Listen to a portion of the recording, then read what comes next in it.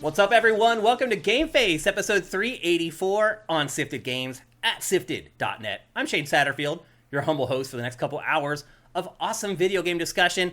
And as always, alongside me to do that is Matt Kyle. Welcome to the desert, Matt.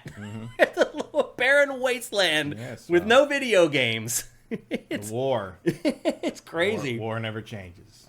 Yeah. Just like everybody else, we're working our way through this incredible dry spell here in the early part of April. We're not alone. It's the mid-late April at this point. It is. Well, it's the 15th, right in the middle. It's tax day. Yesterday. It is tax day. Or yesterday. Yesterday was today's tax day. Yesterday. Yeah. You get yours in? No, I have an extension. Oh, you do? You got a good account? Yeah. I had in Chronicles yesterday. Oh, you did? The physical copy. But the codes are supposed to go out. Well, doesn't it go up on Game Pass here in like a couple days? No, I think it does. On the 23rd.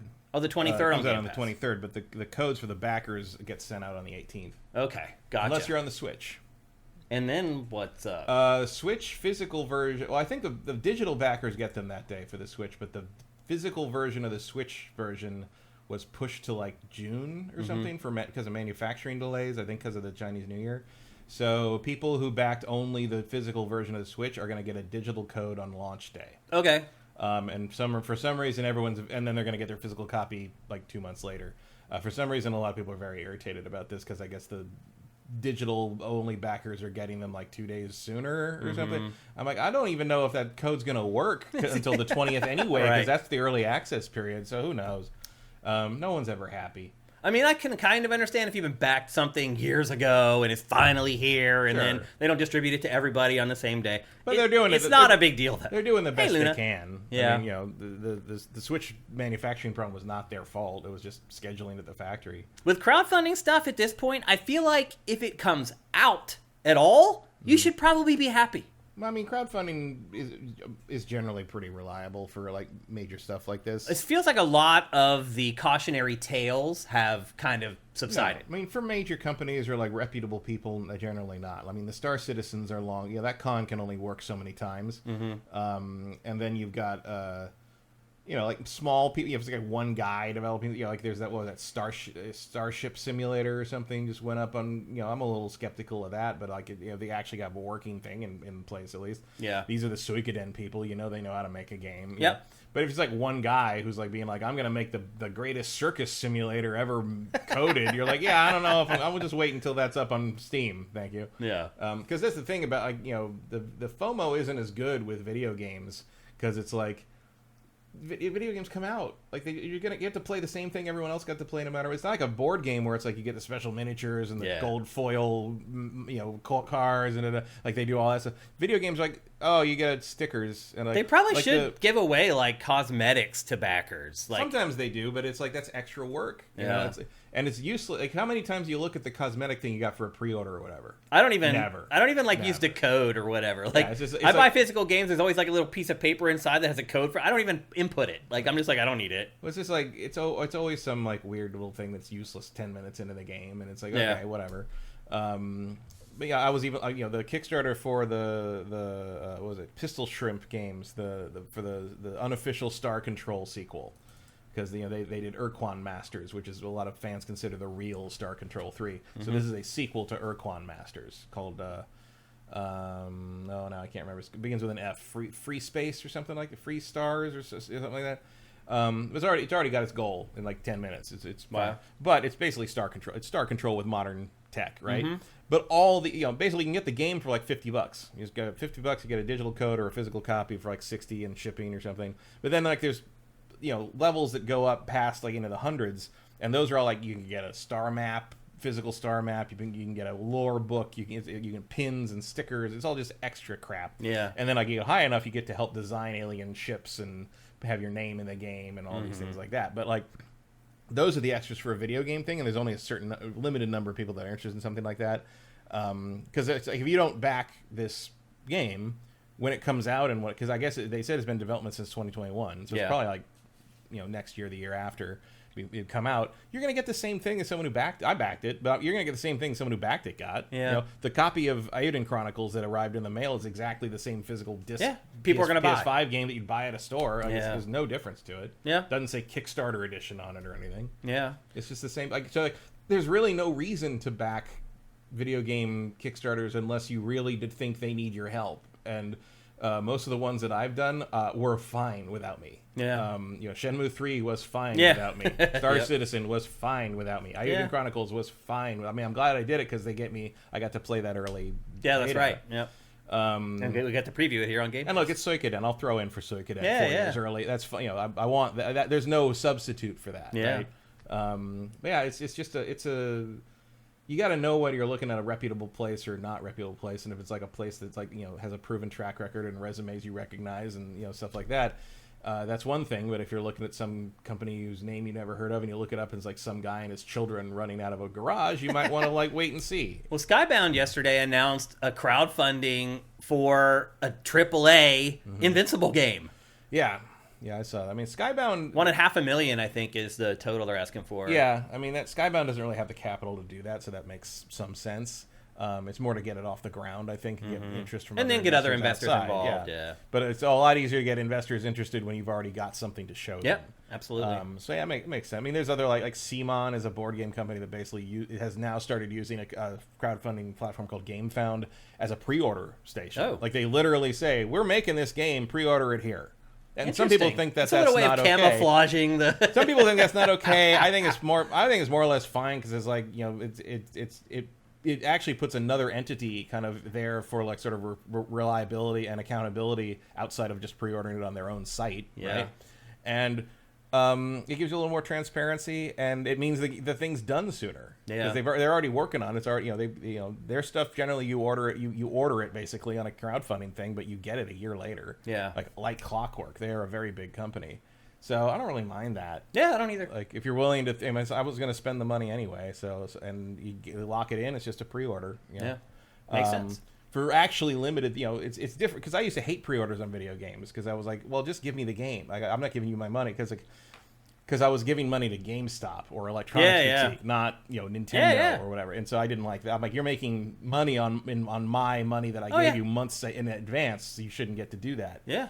This is different because you're giving it more or less straight to the company. Yeah. The cutting out the middleman. Of course, that's also why GameStop is dying because cutting out the retail middleman is sort of the thing everybody's doing. Can't say I'll miss it too much, Matt. No.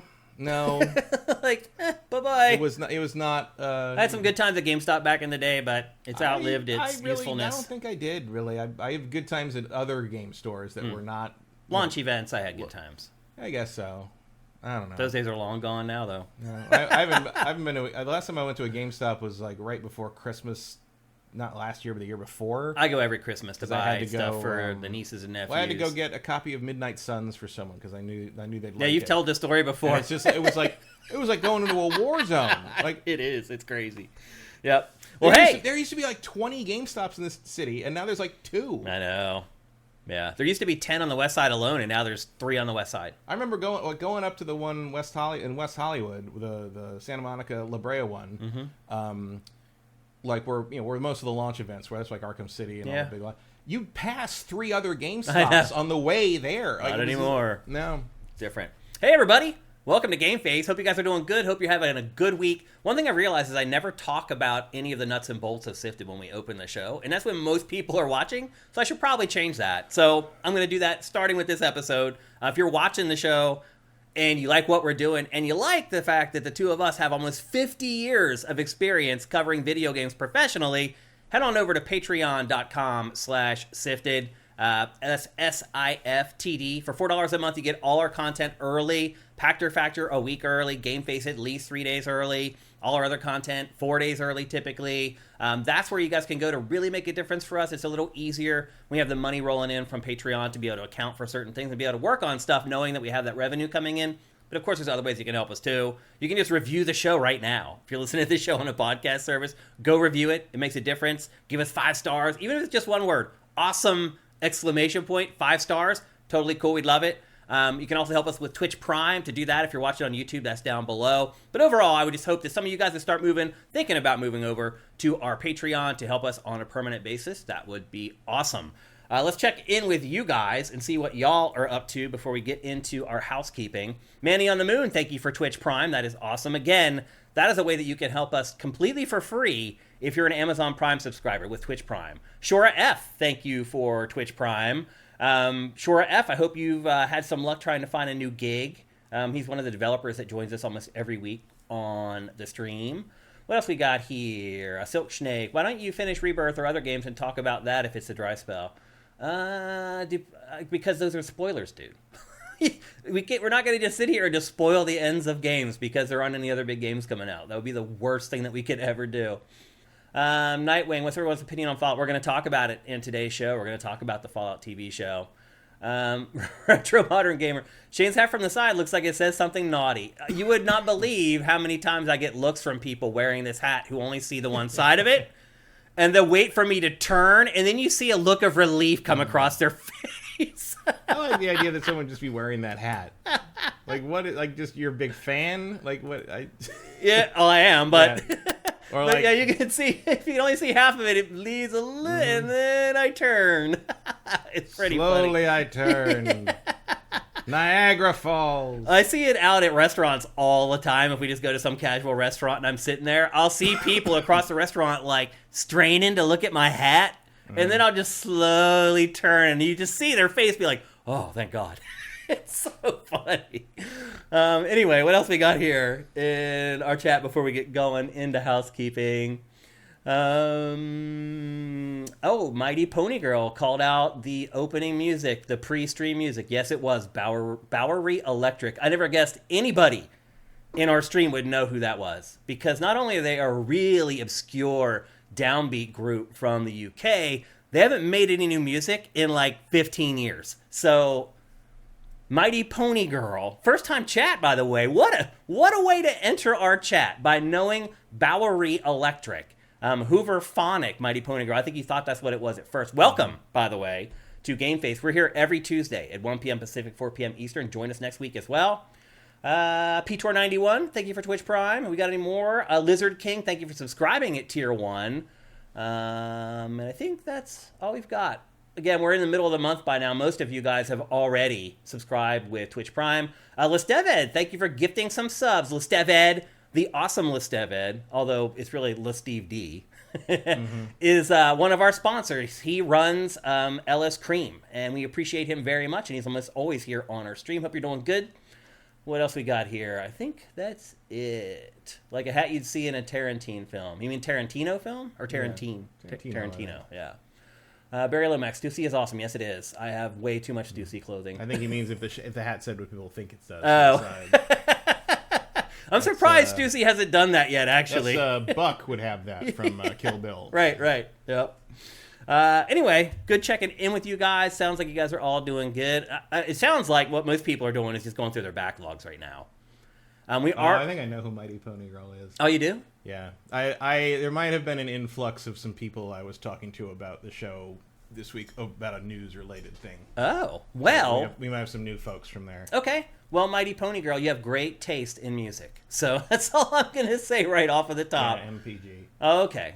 She used to DM the online Dungeons & Dragons game I played during the pandemic and such. Well, cool. Welcome to GameFace. Hope you're doing good as well. With that, I think it's time to get on with our housekeeping. Got another big edition of housekeeping this week, which is good because, again, there aren't a ton of games right now. But I will say we do have reviews for 2 games and kind of a third. And we're going to talk about the Fallout TV show. We're also going to deliver the report cards for the first half of the life cycles for PlayStation 5 and Xbox Series consoles. So we still have, I think, a pretty awesome episode for you guys. Just not a lot of big game reviews. And with that, let's get into our housekeeping. Matt, I think the story from this week that really set off the sifters more than anything was a quote that came from former Blizzard head honcho Mike Ybarra. He floated an idea. He's no longer there. A lot of problems with ex-Blizzard people this week. Yeah, we're going to get to it. And he no longer works at Blizzard. That's important to remember. So what he's saying, what we're about to tell you that he said, is not something that's going to happen at Blizzard. Although it's a little scary to think he might get hired somewhere else. But this is, as of right now, it doesn't... Nobody will seriously entertain this. I would hope not. Ridiculous. But Mike Ybarra, ex-Blizzard head honcho, said that maybe we should come up with some kind of a system where we can tip video games. And he said that, I'm playing games sometimes and I feel like, I just got way more than my $70 worth and I want to give you more. Mm-hmm. How out of touch is Mr. Ybarra? On the moon? Yeah. I think, like, it's not... We like just bumped it up to $70, what, like a year and a half ago? Yeah, I mean, it's not like it's... I don't understand the motive there, but it's like, if I'm playing a game and I'm like, this level was really cool, I'm really happy whoever designed this designed it that way, or I think this outfit's great, good work to the character designer, or the outfit, like this stuff like it. I mean, I understand, like, the wanting to give them some props, but it's like, you expect me to believe if I throw some fucking money in a tip jar on a Diablo 4 server, that the person that I'm actually admiring or appreciating is going to get any of that fucking money? No, it's going to go straight into Microsoft's pocket. Like, yeah. Like, that's crazy. Like, do you feel like, Matt, if there was... The closest thing to that would be go find that person on social media and ask for their Venmo or coffee or something. Like, that's what that is. Like, I'm not tipping you through the fucking corporation. No, because they're going to take all the money. Yeah. It's not going to go to the people you want the money to go to. I mean, that doesn't even work in restaurants. Let it, like, you put in the tip jar. You know what happens to that tip jar in most of those places? It either sits empty, or they put their own money in it to convince people to put money in it. Yeah, well, you got to start it with something. Right. But then it's like, most people, the servers don't get that. Yeah. A lot of times the manager just takes it. What if what if they were to set up something where we could directly monetize the actual development team? What if they set up some kind of a fund that did get split evenly between all the developers or something? I mean, they'd probably just, like, cut the dev team's benefits or something. You're probably right. I mean, I don't know. No, I mean, if it went completely around the publisher had nothing to do with it, maybe we set up a website, Matt, and we call it, like, tipyourdeveloper.com or whatever, and we figure out who the developers are for each game, we get them in, and we say, hey, if you want to tip this game, tip it, and then the developers get all the money directly, and publisher X, Y, or Z gets none of it. I don't think that's actually possible. It sounds really complicated, yeah. And pretty much impossible. Like, maybe for something like Hello Games, but like not for, like, I mean, what if I want like Diablo like Ubisoft? It's like it's 1,000 700 people in that game. Was everybody get half a cent? Everybody ended up getting like $2 or something. Yeah, it doesn't make any sense. Yeah, and I don't think there's an appetite for people to want to tip. No. I hate to say it, but like, I think most people feel like we're spending enough on video games already. I don't think the average person looks at a $70 game and is like, you know what? I didn't give enough. Like, I don't know if anybody that feels that way that's a consumer. That's a very rich guy perspective. Yeah, it's like, hey, I'd like to throw $20 at this guy for no reason. It's like, like, okay, then fucking call him, dude. You're Mike Ybarra. You probably can get anybody's number in the industry you want. That's what happens when you leave a company and you leave with like a $10 million parachute. Mm-hmm. Like, they do not think like the average human being. No, and most people are smart enough to figure it out. If I pay $70 for a game, how about you just pay the fucking developers enough that they won't feel the need to take tips from the people playing it? Well, you know, the way this works is there's no responding to Mike Ybarra. But that is what I would ask him. It's like, no, why aren't you just paying your people enough that we don't have to tip? And then if you're not making enough money off that game, then increase the price of the game to $80 or whatever. Also, and then see how the market reacts. Also, I know a lot of developers, and I've never heard one say, I really liked it when that person complimented my work, but I wish they'd given me $5 at the same time. Like, that's just not a... Like, yeah. I feel like most developers feel like they're well compensated for their work, generally. I mean, so. They should be. It's like, it almost feels like it would be an insult, frankly. Yeah. It's like, what, you know, here's like, it's like flipping a dime to the guy. I mean, it should be insulting to the publisher. You'd think. The publisher but no. It's never going to happen. I guarantee you there's some executives that saw that story and were just like, oh, we could pay them less if we found a way to make that happen. It's like, we want to crowdfund the salaries now. Yeah. Like, I guarantee you there's some people that's like, can we... Like, no, most states, I think, have labor protections that prevent that unless you're, like, working in a bar. But, like, yeah, it's just such a dumbass rich guy thing. It really is. Like, so out of touch with the average human being, the average person who has to work for a living. Mm-hmm.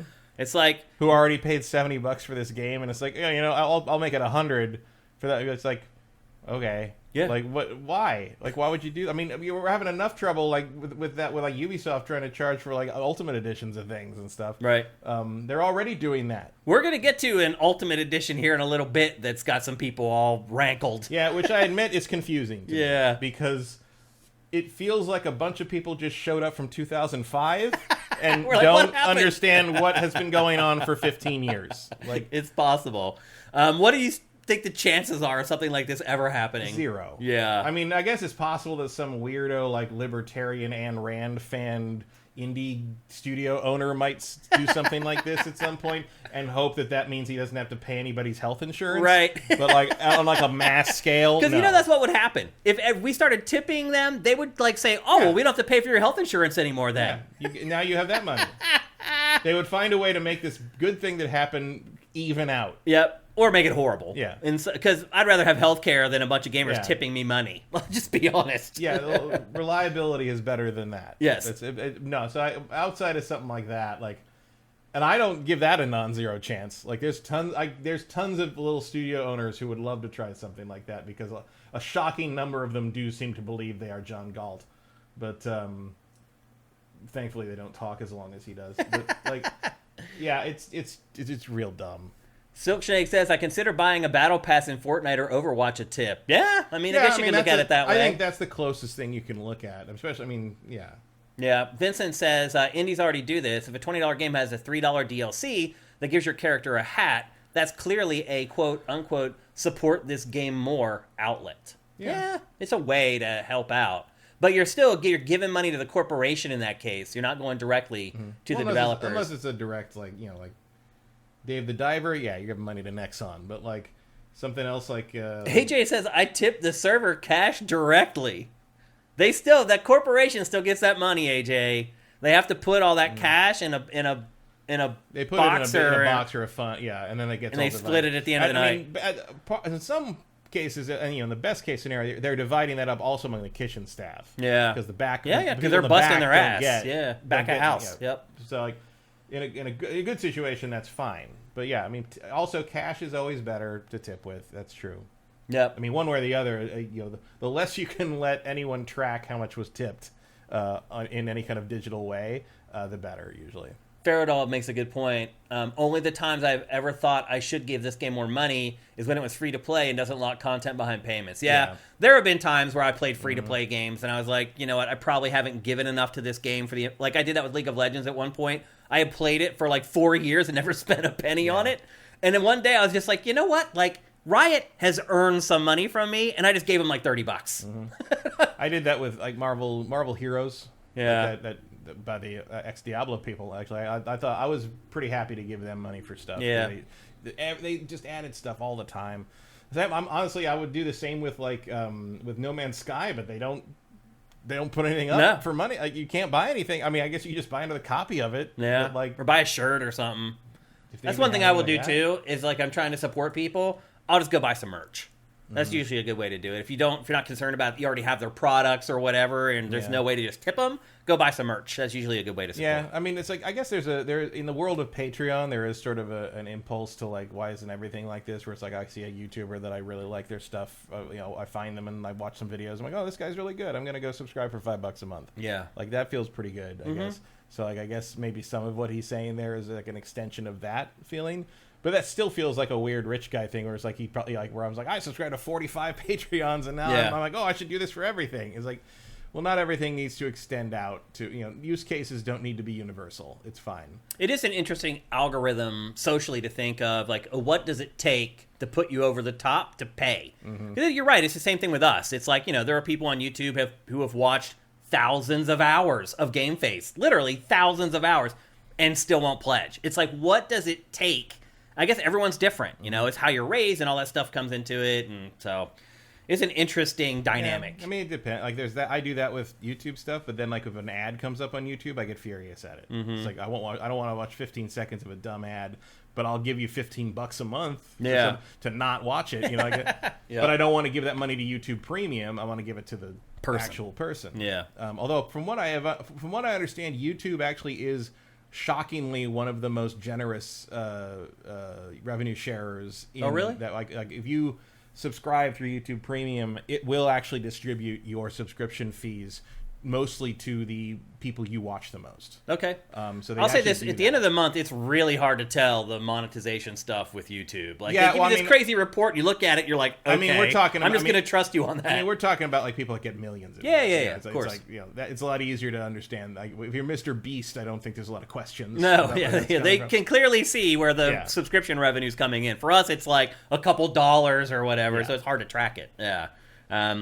But anyway, I think this is just another case of a rich dude not understanding how the plebes live and how the plebes feel, honestly. And so I guess not remembering his time in the trenches. Right. And that's really the truth of it. I mean, look, some of these people come from money. You know, they lived silver spoon, went to the best college because their dad went there. Like, some of these people have just had it on easy street from the day where they're born. A lot of people don't. A lot of people were like me, you know, and just started with nothing and just fought their way up or whatever.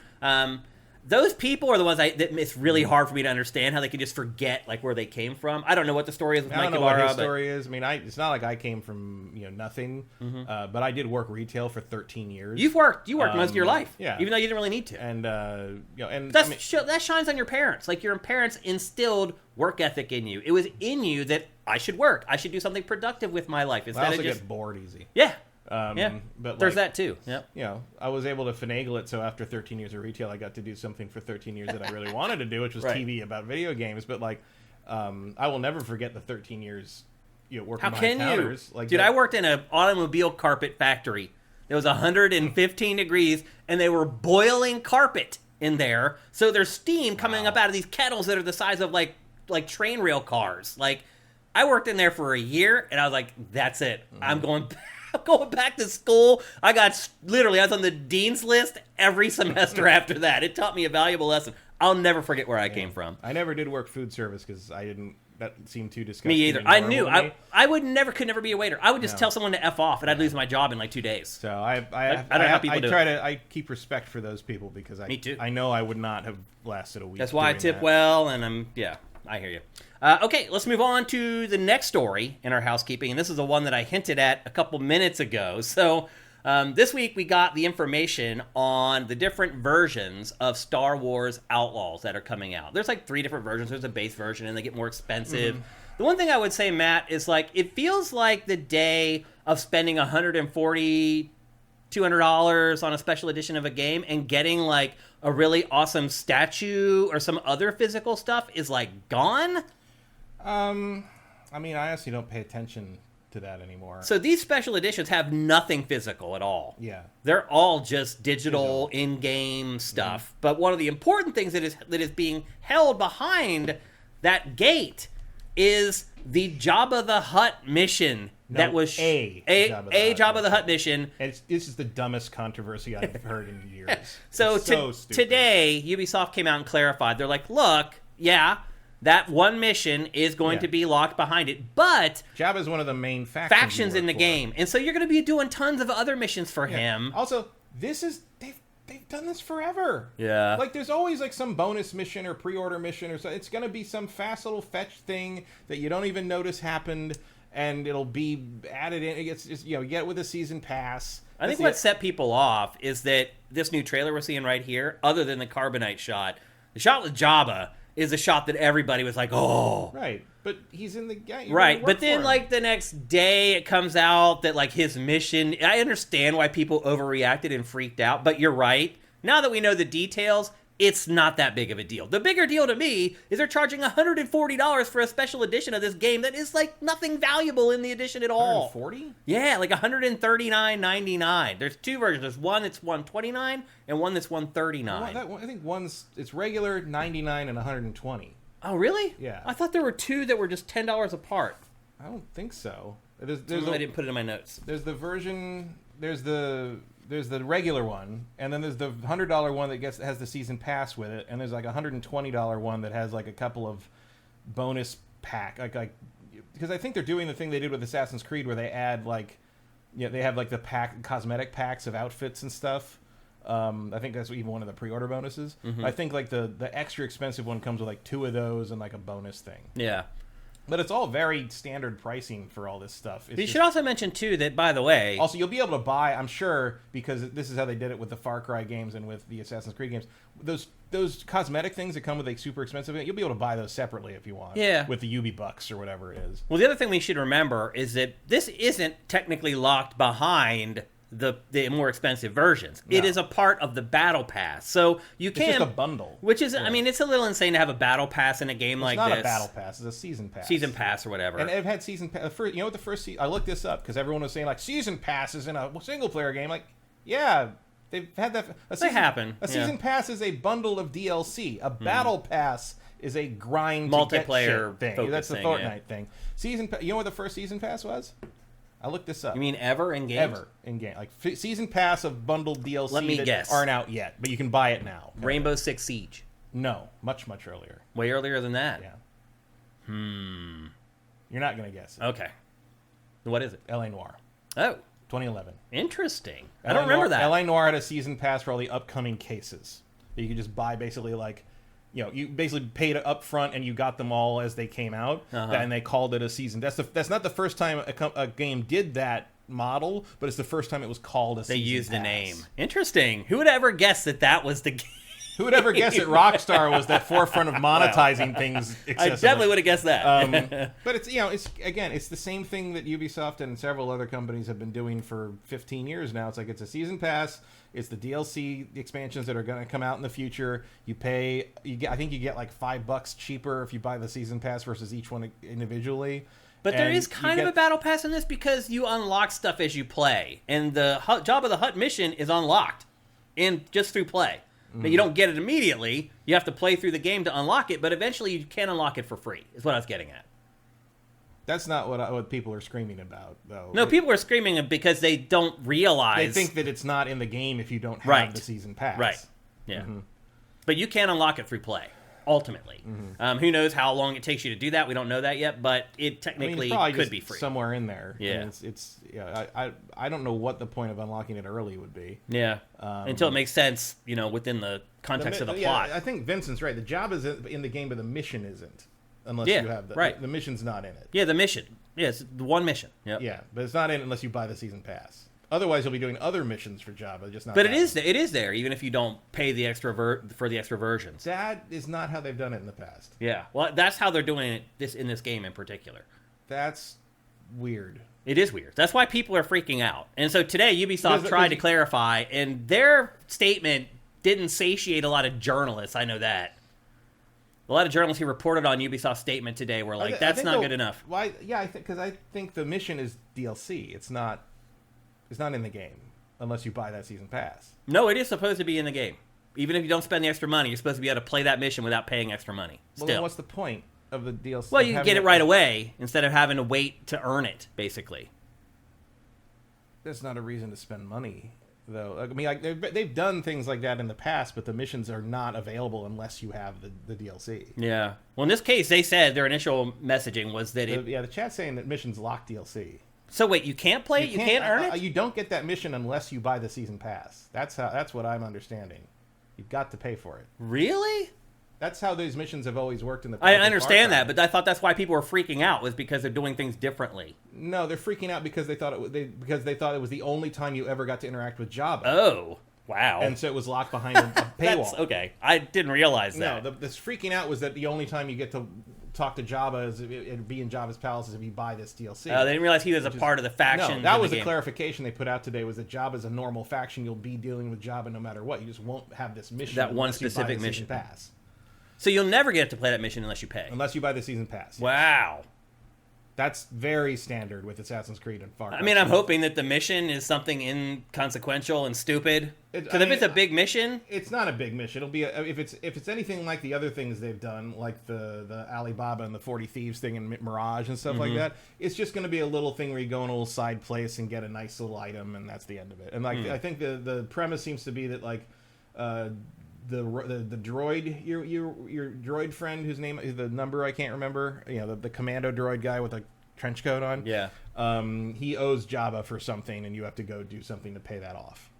That's it. I don't know what it is or what you're doing. That wouldn't be a big deal then. No, it's almost certainly like a little minor thing. I mean, I know it wouldn't be something pivotal to the story because you couldn't do it that way. It has to be something that's not that significant. It might be something like fun or whatever, but it's like, but it's not going to be vital. And you're not going to earn something in that mission that's important that will help you through the game. Oh, but it's a single player game. You know what my guess is? My guess is that you'll get the thing you have to do is going to end up being something related to Return of the Jedi. Like, it'll be some callback to some that fans will really like. Yeah, it'll be you'll need to go get the mounting brackets for Han's carbonite thing or something and put them on the wall or something. It'll be some little reference to something. That would be what I'd guess. So basically this is just another case of everybody freaking out over nothing. Pretty much. I mean, I didn't see a ton of that, certainly in comparison to the weirdo chuds who are screaming about how the main character's ugly, which is insane. Well, they can go play Stellar Blade. Yeah, I mean, have fun with that, I guess. Yeah. I don't get it. She looks like a I never look at video game characters and I'm like, and judge how attractive they are, and let that impact whether I'm interested in playing a game. No, and I can't figure out if this is like a bunch of people who always did that and are just now speaking up about it, or if it's just a bunch of morons who got grifted by these idiots who are looking for clicks. Because look, I don't think it's a coincidence that I'm seeing way more whining about the season pass, battle pass nonsense, or the locked DLC thing, or the characters ugly. All this stuff is not new. Season Pass has been around for 15 years. DLC has been around for longer than that. We've lost that battle. And the DLC expansions are big. They're like the usual Far Cry or Assassin's Creed. They're big story editions. There's going to be 2 of them.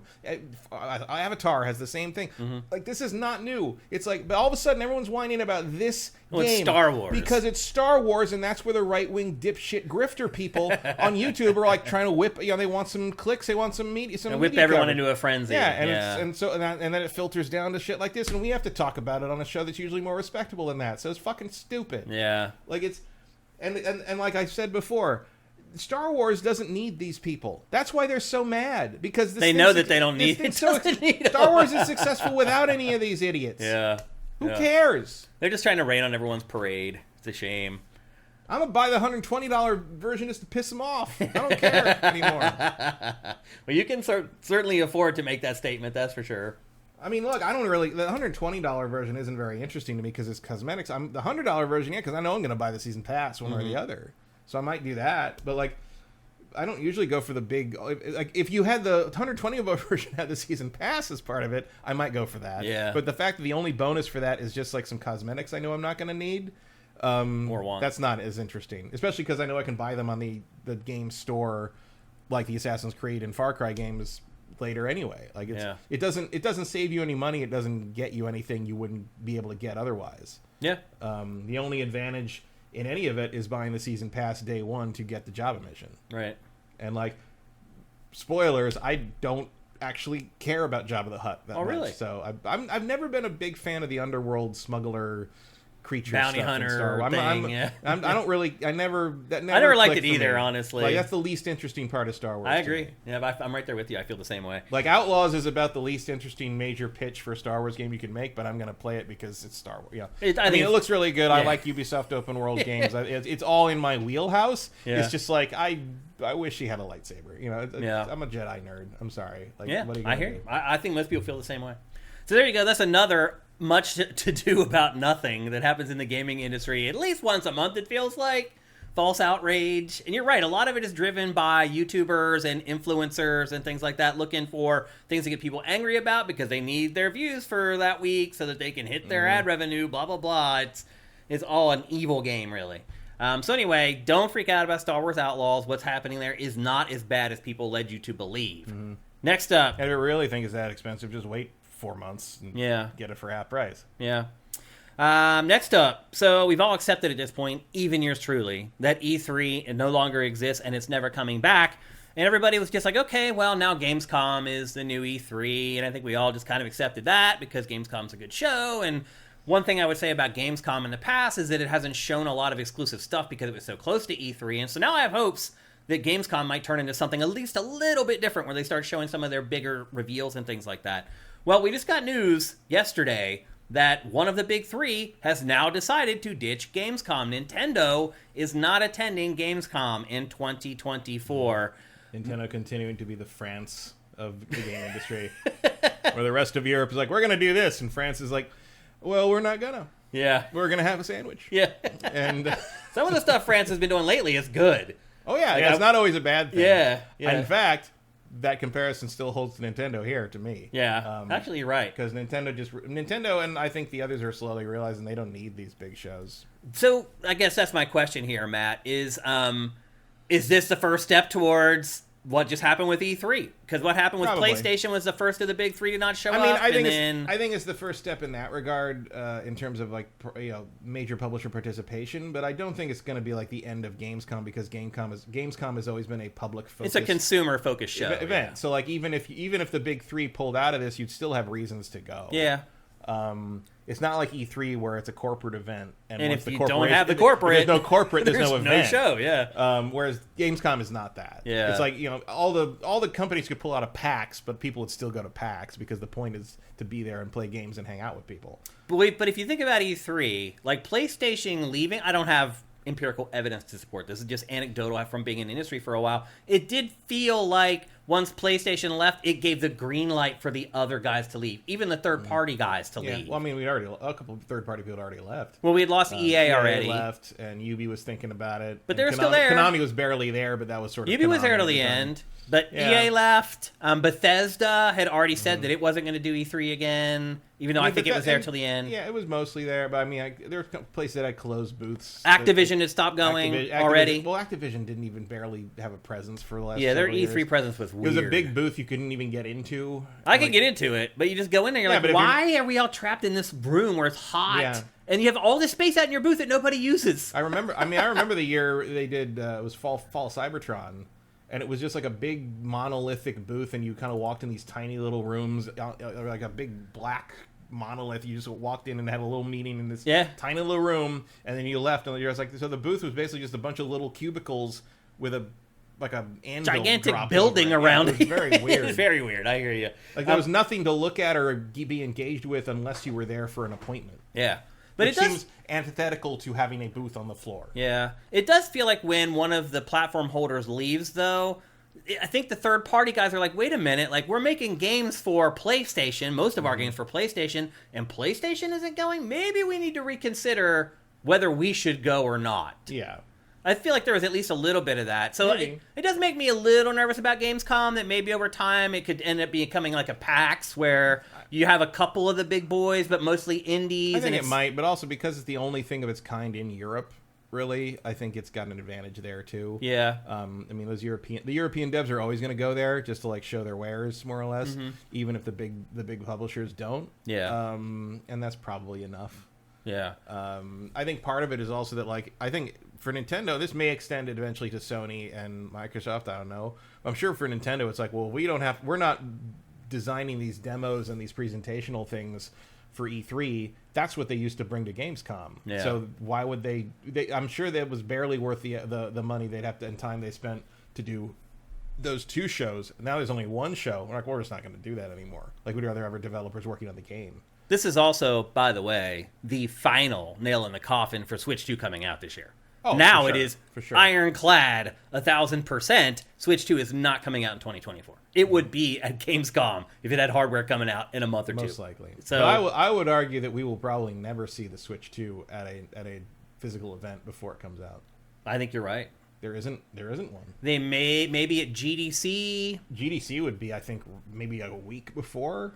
Like, you might be able to see them, as they ship to retail at GDC. Maybe DICE. I don't know. Like, but there's nothing. It wouldn't be at DICE.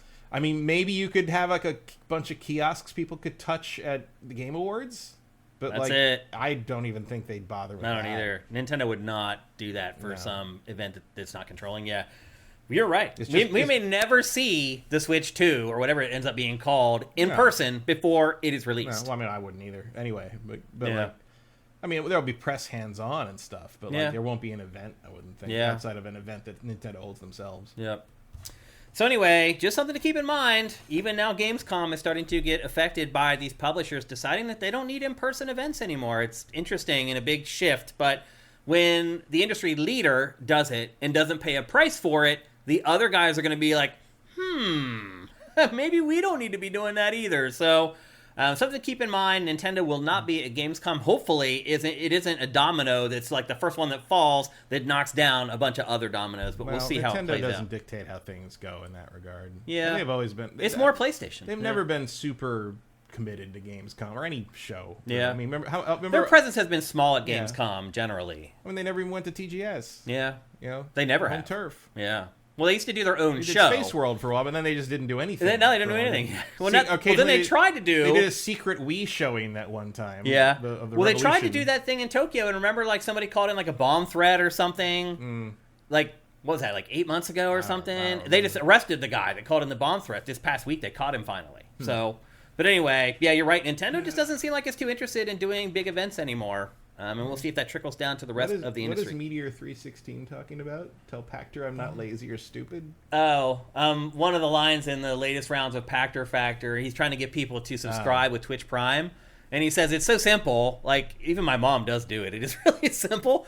But he's basically saying, like, if you're not going to spend 3 seconds to give us $2.50, like, you're either lazy or you're stupid. Don't be lazy or stupid. Spend the 3 seconds to give us $2.50. I went looking for it the other day, and I couldn't do it. The free subscription wasn't there, and I went looking up what was going on because on my phone, on my web browser. Oh, on the web browser. On the web browser on my PC and on my MacBook. It wasn't there. Weird. And so I looked it up, and apparently it's just an issue that happens sometimes. They said unlink your Twitch account from your Amazon Prime account, and then relink it a couple days later and see if it works. No one's going to do that. Did you do it? Did. Thank you. Well, I haven't relinked it yet, but because it's been. But like today, I'll try it again. I would not expect any of you to do that. I haven't had any problems. But apparently, that's just Twitch. Twitch sucks. I mean, Twitch is just a. My biggest issue with Twitch Prime is that it's not exact, like when it turns over. So you can like subscribe and then put a reminder in your phone for 30 days later, and then you go back 30 days later, and they're like, oh, it's not for 11 more days till it turns over. You're like, wait a minute, that's 42 days. It's a very weird system. Yeah. But anyway, I appreciate you guys jumping through the hoops to do it. Once you set it up, it literally does take 3 seconds, unless you're an anomaly like Matt, where it just wipes out everything. Oh, is it only when you're live?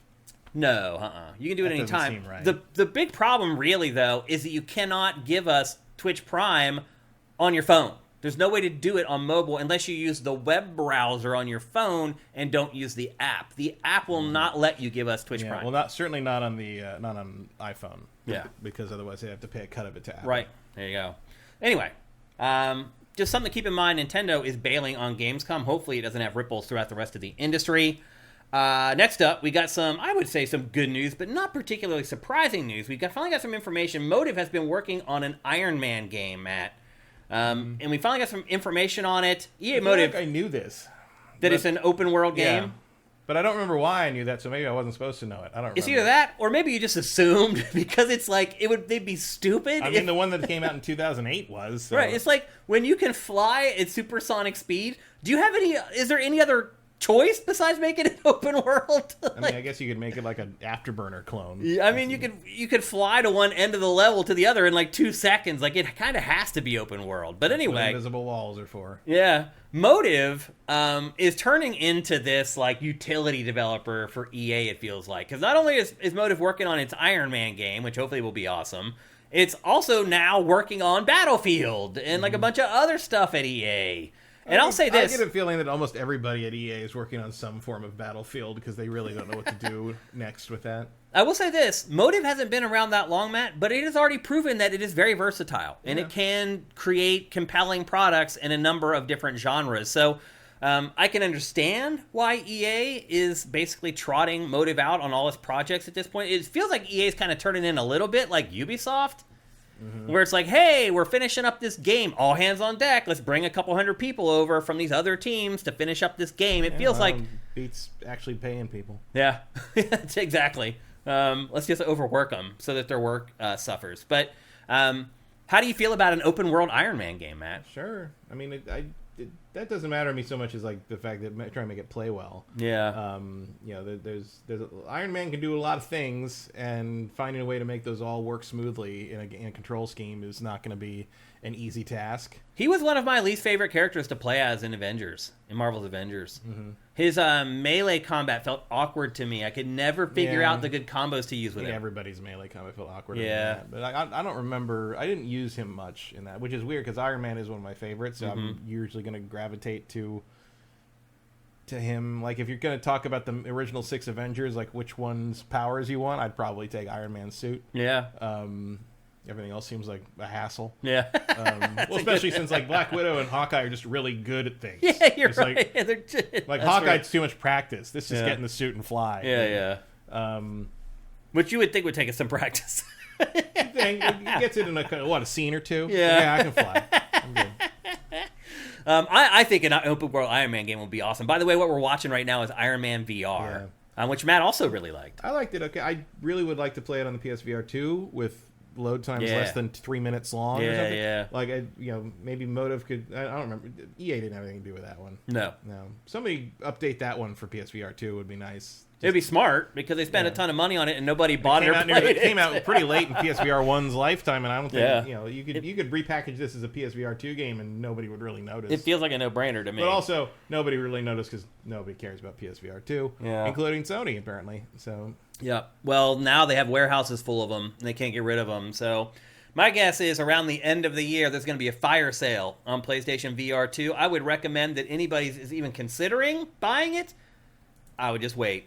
Because you may be able to get it for like half price around November, December time. God, was that 4 years ago? What the hell? Yeah, man. Yep. Time flies, man. It's really nuts. It really is. Fallout 3 is old enough to drink this year. I know. It's nuts. It's crazy. No, old enough to drive. Yeah. But my guess is, hearing that this is an open world game made most of you guys happy. I think most people expected an Iron Man game to be open world in 2024. Yeah, you would think. Otherwise, it would suck. In all honesty, I mean, like the freedom of flying. Yeah, you want the freedom to fly around in the suit. And do all that. I mean, hell yeah. I mean, Spider-Man lends himself. If the hero has good traversal, there's no reason not to do an open world. Yeah. Batman, Spider-Man, Superman, him, Hulk. Yeah.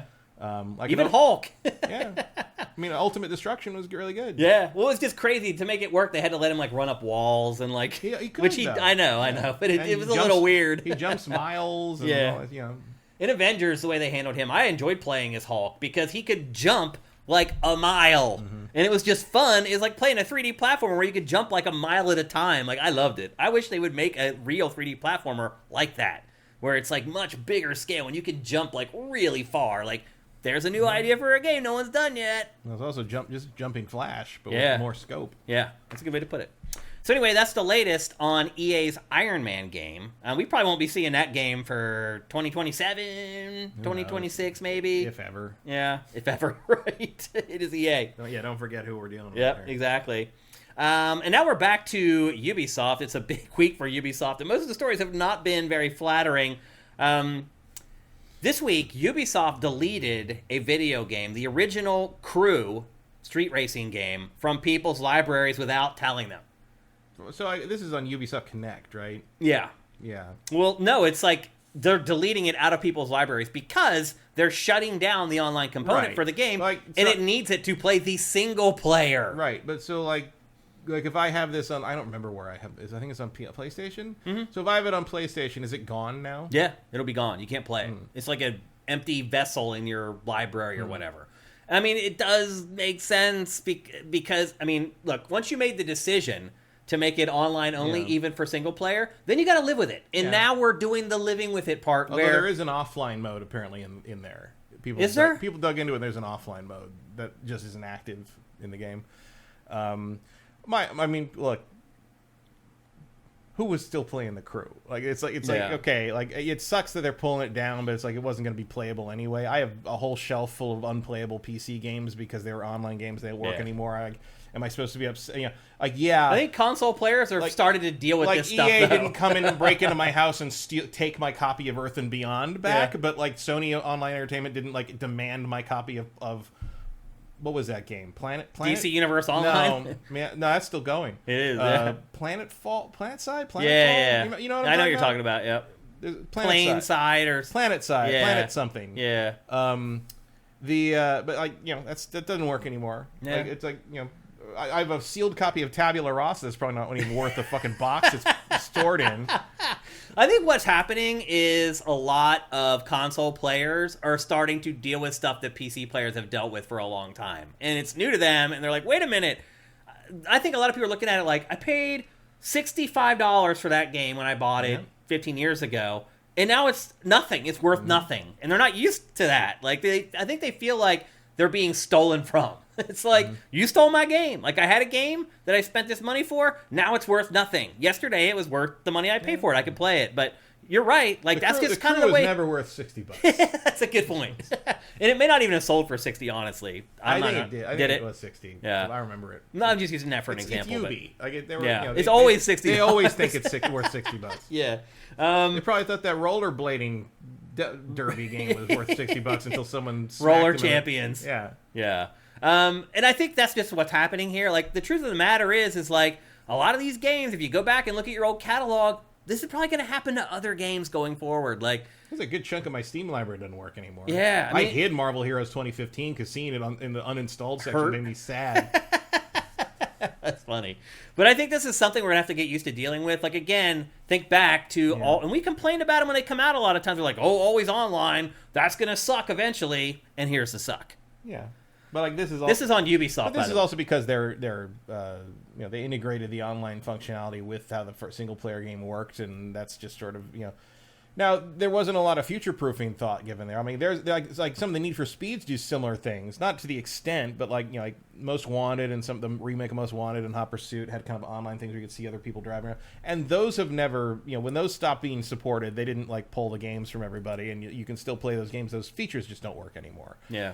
I don't remember the Crew 1 well enough to know whether or not there were enough features in there that, like, I guess because a bunch of those events were online populated, I guess. Huh? Mm-hmm. Yeah. It's like you'd be racing alone. I think it was more like ghost cars type stuff. Like, it feels like the Crew could probably work offline fine with a little tweaking. I mean, this is all on Ubisoft. Ubisoft should have developed the game in such a way that if the online part of it went offline... When it came time to turn the servers off, you just flip another switch and then you can still play it. Like, I'm hoping that publishers maybe will learn from this outrage and they'll start making games with single players that don't need an online. Most people don't know this happened, I wouldn't think. No, you're right. Well, I mean, publishers will know. Publishers somewhat, but it's just like... I feel like most publishers don't do this. Exactly. That's the thing, is they have enough foresight. And it's like, it's one thing to shut an online game. I mean, that happens. Like, online games shut down. There's plenty, especially online, like, digital-only stuff. Like, I mean, go try to play that Predator game again.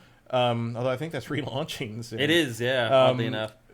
Or, like, the Friday the 13th game or whatever, which was crowdfunded. That's a bad look. But, like...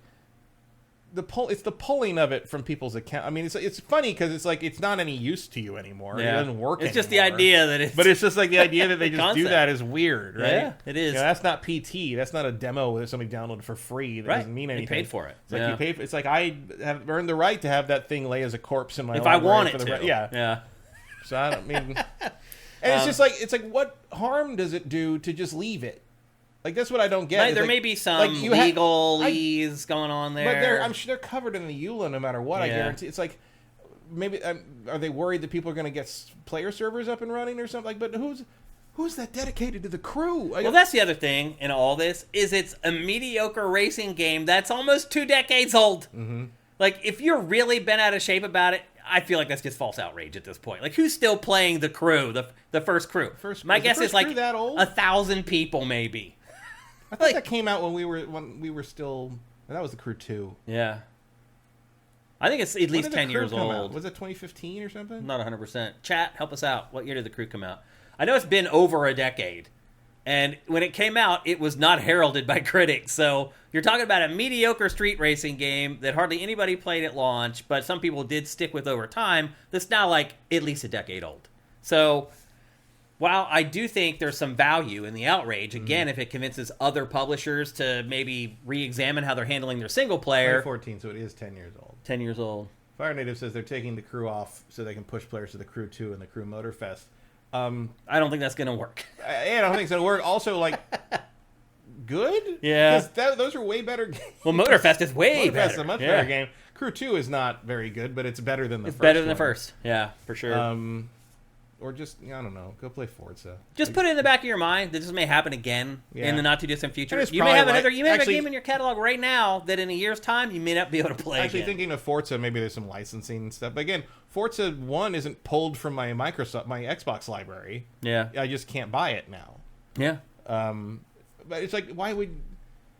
Like, you talk about unforced errors. It's just like, it's like, okay, shut the game. It's 10 years old. No one plays anymore. Shut the game down. But you got to actually multiple people had to initiate the actual action to go pull the game from people's libraries. Yeah. And the gardener could have told you that was going to be a PR problem. Well, yeah, there should have been messaging. They should have sent out emails to everybody who ever registered for the game. Like, they could have messaged it way better. They just literally yanked the carpet out from underneath the owners. But like, again, why bother pulling it from people's libraries? That's what I don't get. I don't know. Again, I think there might be something legally I can't imagine what that would be, though. Me either.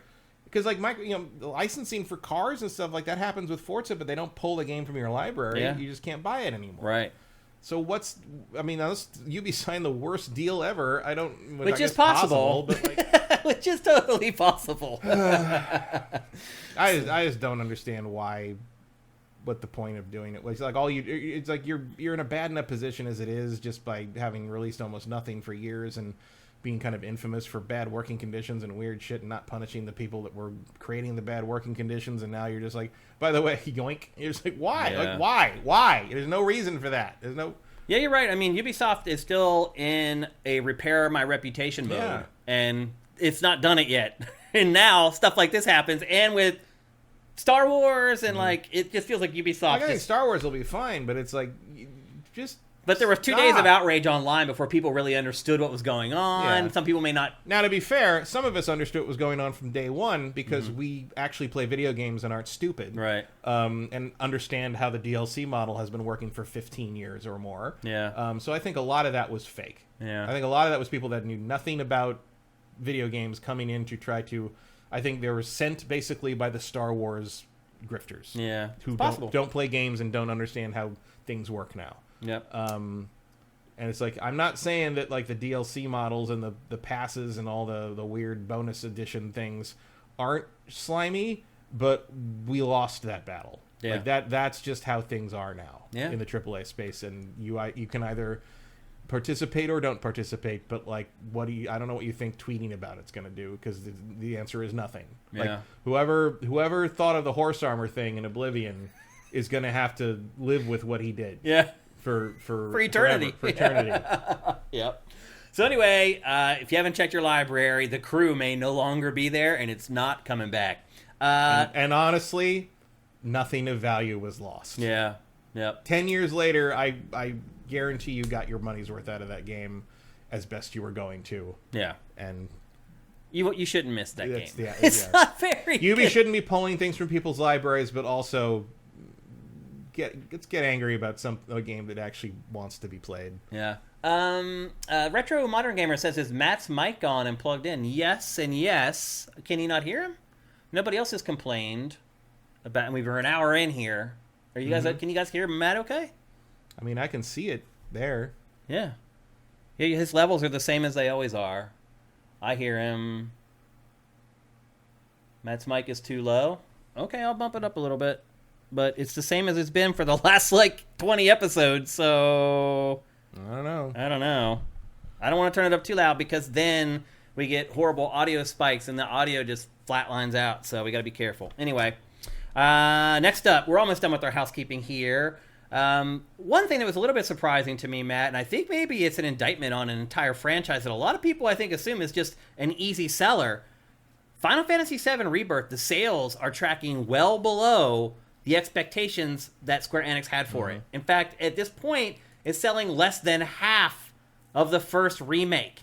This coming off disappointing sales of Final Fantasy XVI, which to be fair, was a PlayStation 5 exclusive just like this one. Do you think that the issue is that Square Enix is signing exclusive deals with PlayStation for a platform that has not much of an installed base, or do you think that people are starting to lose their interest in Final Fantasy? It's the latter. You think so? 100%. Why do you think that?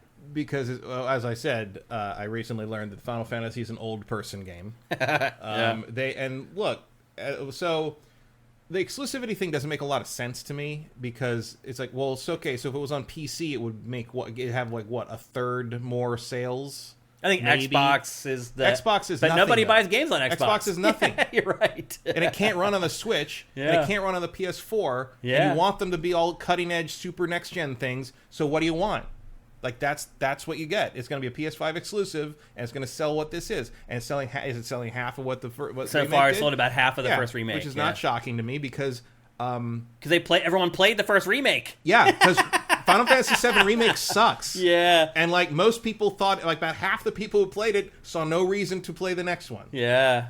And I think what we're seeing here, Matt, is a little bit of vindication of our opinions of Final Fantasy over the last 12 years. Like, well, here's the thing, and I'm more and more I'm thinking that, and I think the sales of 16 and Rebirth bear this out, because I mean, again, I like 16 a lot, and they did actually say in an interview yesterday, the Final Fantasy 16 team I think said that they had a lot more younger players on that game than they had for any of the other recent Final Fantasy stuff. That's encouraging. Which is encouraging. Because I think one of the biggest problems Final Fantasy is having here is they have made zero effort to appeal to younger and new audiences in 15, 20 years. It's true. Not since Final Fantasy 13 have they tried to bring anyone into the fold. And you are basically you're doing these big remakes of this 25-year-old game that honestly did not sell that well by modern standards. By that standards, then absolutely it sold like 2.5 million copies. Well, it used to be if you sold 1 million copies of a game, that's a franchise. But like that thing's you're going to make 4 more of those things. You know, like there's just not that many Final Fantasy VII fans anymore compared to the critical mass of a major hit in the modern industry. Yeah. And so the first game, I mean, I know the second game has sold a little over 2 million copies. The first game, like since it came out, the first game sold 3.5 million copies in 3 days. Yeah, like the difference in that is astounding. Well, this sold like 2.5 million in the first week, and then a cliff. Yeah, because they had early adopters, and that was it. Like, it feels like that's the audience. That's it. You have about 2 million people who are interested in this series. Do you remember, Matt, how people freaked out when the Final Fantasy VII Remake was announced? It was like the industry was set ablaze. People lost their minds. Yeah, because the industry was mostly staffed by people who are the right age to have been fallen in love with this game when they were in their formative years. Now, you and I mean, to be fair, we were not in that train, but I was too old for this game when it came out. Yeah, I was 21. Yeah. And it was a little juvenile to me. Now, it was no Shenmue 3 with people flipping backwards out of their chairs. No, but honestly, if there had been live stream reactions at the time, I'm sure they would have. Isn't it funny how, like, you look at Shenmue 3 and the Final Fantasy VII Remake, and, like, this stuff gets announced, and you and I are kind of lukewarm on it. We're like, we'll see. People tell us that we're crazy. We're out of touch. We don't know what we're talking. And we end up being right every effing time. I just think Final Fantasy, I think, is just... The thing that Square has to do is will admit that Final Fantasy is not a tentpole brand anymore. Yeah, I mean, I have to admit it honestly. Final Fantasy, if you're going to make a list of the top 25 franchises in the video game world, I don't think Final Fantasy. I don't think it makes the top 25 anymore. I don't think so. And it's close, but and I'm not denying it's right around there. I'm not denying that when 7 came out in 1997, Final Fantasy became one of the top 5. Yeah, for sure. There was no, but it's not 1998 anymore. Yeah, like.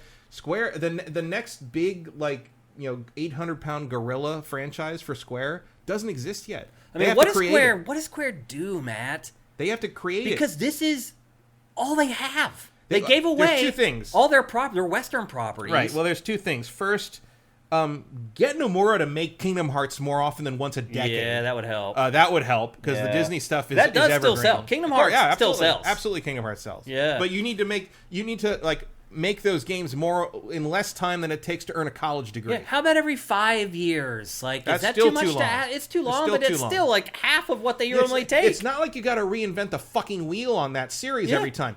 Sora, Donald, and Goofy go to a bunch of different fucking Disney worlds every time. You should be working on the next one as soon as the first one comes out. Like there's no fucking interest. The formula for this thing hasn't changed since 2002. I know. Like there's nothing. And people will still gobble it up. Yeah, it would work. It would work better than this crap. Yeah. And I've been a little shocked by even the Final Fantasy diehards I know who are really excited about this game and came away being like, I'm tired of playing these stupid ass mini games. Oh, interesting. I knew several people who I would never have thought would have backed away from Final Fantasy who are like, oh, like, I'm not into this because it's just busy work and it's too slow. And I'm like, you think it's too slow? Like, you played Remake 3 times and you think this is too slow? It's like, man, I don't get it, but that's a thing people have said. Yeah.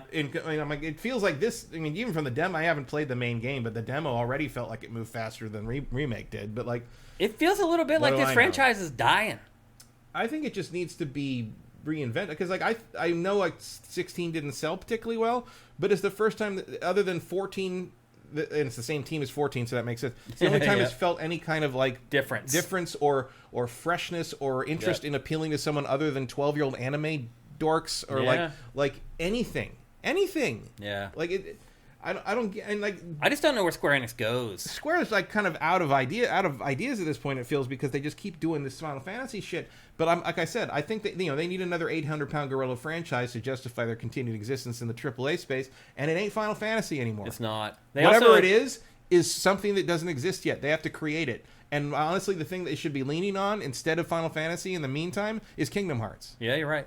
The other thing they announced is that the third and final entry in the Final Fantasy VII Remake trilogy will come out in 2027. Mm-hmm. So they're only giving themselves 3 years to finish that game. Which is, I mean, a lot of that, I think, again, now that they have the big open world in this one, I think that's a solved problem. They just need to figure out a way to have a fucking airship in it. That's all. The high wind just has to be... That high wind is the big X factor of the next game. Yeah. That's all. I wonder if, because it's on such a short development cycle, if the game won't be as long, because this game was too damn long, man. Yeah. There's no reason this game was I think it will be, though. Because I think they'll just recycle a lot of the stuff that's in this. It's possible. Or maybe they'll come to their senses and be like, hey, people don't want to play 70-hour JRPGs I mean, here's the thing, though. That's not why this didn't sell. No, you're right. Yeah, it's not the like tone, the look, everything. Yeah, but you also can't completely change that for the third installment of a remake. Oh, no. You're logged. I mean, that's kind of, I guess that's kind of the good news, is regardless of how badly this is selling, it's not bombing, but it's obviously not performing up to spec, which is like sort of a Square tradition at this point. Yeah. No matter how well a game does. You're gonna get the third one. Yeah. Like, they're committed. Yeah. Like, it's not gonna stop them from making the third game. So don't worry about it. I wonder how many more mainline Final Fantasy games can sell horribly, basically, relatively speaking, before they start moving away from the franchise. I mean, because their whole, you got to remember also, their entire mobile catalog is Final Fantasy. Right. Well, that's still doing fine, as I. Oddly enough, the mobile games that's Japan. That's Japan, yeah. I mean, you look at the differences between, like, the Japanese sales of Final Fantasy VII in 1997 was 2 million something, and the Japanese sales of this was like 300,000. Yeah. Well, I mean, sales in Japan in general are right. Just well, because it's not mobile has just dominated that market. Yeah. Like, in a way that I don't understand. It's not. It doesn't scratch the same itch for me. Yeah, me either. But clearly, the demographic there doesn't have a problem with it. I mean, there's a lot of young kids in America that feel that way, that have grown up playing mobile games, and they're not interested in playing long. Most of the ones I know play what I would call real games. They might be playing on a tablet, but they're still playing Minecraft or Fortnite or whatever. It's not like these stupid little fill a bar games. Yeah. I don't know what's popular over there. I mean, I guess maybe Grand Blue Fantasy kind of stuff. That stuff works. Mobile is just a much bigger market there. Yeah. It's really changed drastically over the last decade. It's also because you don't spend a ton of time at home. Yeah. You're always on the road. Yep. That's why people were like, why is the GameCube so small and tiny? And it's because the size of things matters in Japan. Yeah. Well, I mean, we used to ask, like, what's the deal with, like, living in these tiny apartments and stuff. And most of the people, the hip young kids who are like being our translators or, showing us around or whatever would be like, mostly you work here to make money so you can go out and do other things. Yeah. Like, you don't spend a lot of time at home. They get off work, they go out and drink and eat, and they go home and pass out. Fun, party. And, like, when are you playing games at that point? You play them on your phone when you're transitioning between different events and activities. Yeah. Like, no one's just going home and sitting home and playing a video game all night unless you're a giant fucking loser, Yeah. No, seriously, sadly, that is kind of the way it is in Japan. So, are we witnessing the death of Final Fantasy? It kind of feels like it. I mean, we're definitely witnessing the decline. Yeah. I don't feel like Final Fantasy is ever going to fully go away. No, I don't either. But, I mean, to your point earlier about as far as it being categorized as a big budget AAA game, I feel like that's starting to slip away. Yeah. And, like, I maybe for the best, like, because it's not helping the quality of the games to me. I mean, I like Final Fantasy 16. I like 16 a lot, but, like, I would like it just as much if it wasn't, like, didn't cost $200 million or whatever. I mean, I like the story. I like this game, too. I enjoyed this way more than the first remake, but I think you're right. I think it soured so many people that they're like, I'm not playing that again. I'm not buying that again. There's also an issue of, there's a lot of people that didn't play the first game that are like, well, I don't want to play this one until I play the first one, and they never got around to the first one. And it's like, well... And then, like, Square goes out of its way to be like, "Oh, you don't need to play the first one to play." I'm like, give me a break. Dude. Yeah. I mean, I'm sure it would give you enough context to get through it, but it's like, especially because you don't really find out the Sephiroth origin story until the beginning of this game. Mm-hmm. But like, no one buys that. No, not in this world of binging and watching the whole show of something. Like, people aren't going to do that. Yeah. And now you're going to even more behind the 8 ball for that with a third one. Where people who haven't played the first two are not going to want to touch the third one until they play the first two. I think they did the best they could in the sense that, like, there was like that digital bundle on PlayStation where if you bought, I think it was as long as you pre-ordered it, you basically got the first one integrate free. Mm-hmm. It was the same price as just buying this one. Yeah. Which was probably pretty smart because at that point, just giving away the first one is, fair. I mean, 4 years later, what are you going to do? But when even Square's doing that, the people that want to charge $29.99 for a remaster of Chrono Trigger 20 years later, somebody's in trouble. They must have known something there. Square Enix might be in trouble because it made the mistake of giving away all its Western properties, all the studios that were making Western games. Like, it basically is going all in on its own IP. In fact, it just announced that like 3 months ago, that it is like restructuring, and we are going all in on our own IP. That's a huge mistake. The writing's on the wall. You can see the sales of Final Fantasy just going. Well, they never. Deus Ex was obviously not setting the charts on fire, but they never should have let go of Tomb Raider. Yeah, it's stupid. Yeah, 10 million wasn't enough. I bet you they'd be begging for 10 million sales now. 10 million's looking pretty good now, isn't it? Funny how that works. But like, I don't. What else do they have on the horizon other than Kingdom Hearts 4? That's what I'm saying. Which hasn't been mentioned. More in Final 2 Fantasy, years. and no one cares anymore. What other Final Fantasy? Like, what's now? Well, what? we just talked about the third, and then they already started to talk about 17 and the ideas behind 17. Who's going to work on 17? And that's more. But what happens next year, the year after? Yeah, what's in Square's chamber? That's what I'm saying. More 2D HD stuff, I guess. I mean, I like those. More Nier games. I like those better than modern Final Fantasy. Yeah. That sold very well. Nier sold like 11 million. It outsells Final Fantasy now. Yeah. Nier. How about a nice 2D HD remaster remake of Final Fantasy 6? Yeah. The last really great I'd take one. that. Yeah. Take it in a heartbeat. So anyway, big things going on at Square Enix. I guess not good things. They got Final Fantasy 14, which is still going strong and keeping the subscription money rolling in. So I guess they've got that. Their mobile and Final Fantasy 14 well. are floating the boat. But their big budget console games right now are doing terrible. So they cannot get the next Nier out soon enough. My guess is we learn about that here in the very near future. That's what I'm thinking. It is overdue to be announced and shown. Next up, Destiny 3 is in development. Next story. No, seriously, that was one of the things that leaked out this week, is that Destiny 3 is in development. Surprising nobody. No. I think everybody assumed that another Destiny is on the way. This feels like another franchise, Matt, that might be dying. I mean, it still seems to be doing okay. I haven't played it in forever, but like, they're still making stuff. Yeah, I mean, they're still putting out big expansions for Destiny 2. That none of them have caught my eye. I feel like the franchise has gone way too meta, to the point where I can't even understand what I'm looking at when I watch trailers for it. If I read the description of trailers for Destiny 2 stuff, I have no clue what they're talking about. No, and I've played like Destiny 2 for probably 120 hours when it's all added up. Yeah, I mean, I don't really care about that because I haven't played like for 2 expansions or 3 expansions, so I don't expect to understand whatever weird story they're doing. The thing is, the few times I've logged in, I don't understand what I'm looking at in terms of anything. Right. In terms of game mechanics. And really, the main thing that I don't like is, like, I don't like that if I went back in, there is stuff that I never got to play that I can't play now. Yeah. The fact that they pulled parts of the campaign out of rotation and never bringing them back. I thought they did say recently that they're thinking about bringing that stuff back. If they did, I didn't see it. But it's probably too late at this point. I don't care. If I can't go in as a new player and play everything, fuck you. Yeah. Like, done. Yeah. Like, I'm not going to do that. I played Destiny 2. I played Destiny 1 a lot. I played Destiny 2 when it came out a lot, and then lost interest in it over its next... How many years has it been since... Like 8 years since Destiny 2 launched? Something like that, yeah.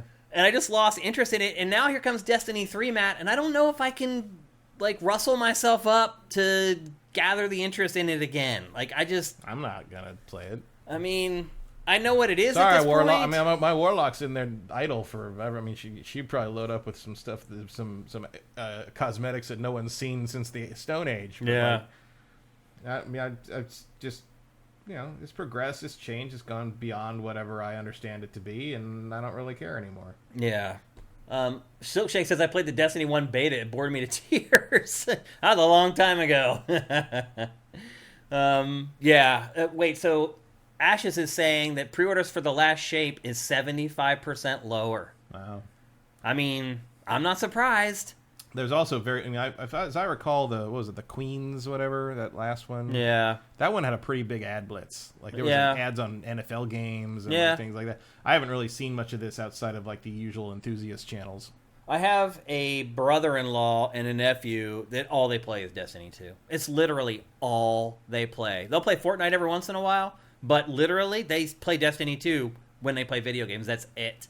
And they're always asking me questions about it. And I'm like, dude, I don't know. I haven't played it in like 6 years. But to them, it's like the only game that they play. So they wait with bated breath for every announcement. I'm sure they can understand what the trailers are supposed to be promoting when I can't. But there are still some big fans of Destiny 2. It doesn't seem like a bump into many of them anymore. It doesn't seem like people care about it on Sifted anymore. Maybe this is just a natural cycle of a game as a service that's almost a decade old. Maybe eventually you end up with just your hardcore players who throw you money for the cosmetics and for the various expansion things and all that, and like you hope you have enough critical mass to, make a profit. I guess the next question becomes like, should there be a Destiny 3? I don't really see a need for it. I mean, I think maybe Bungie would be better served making something new. Marathon, obviously, it's working on. Yeah, well, that's not really. But that's oldish new. Yeah, and it's not the same thing. It seems more like a break and take kind of thing. Yeah. But I don't know.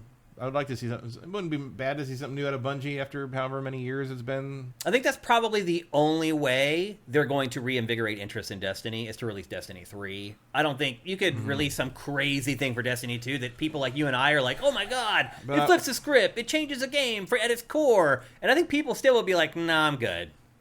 I feel like it will take a sequel for people to care. Somewhat, but also like if you don't let people take their shit with them. Oh, that's a deal breaker.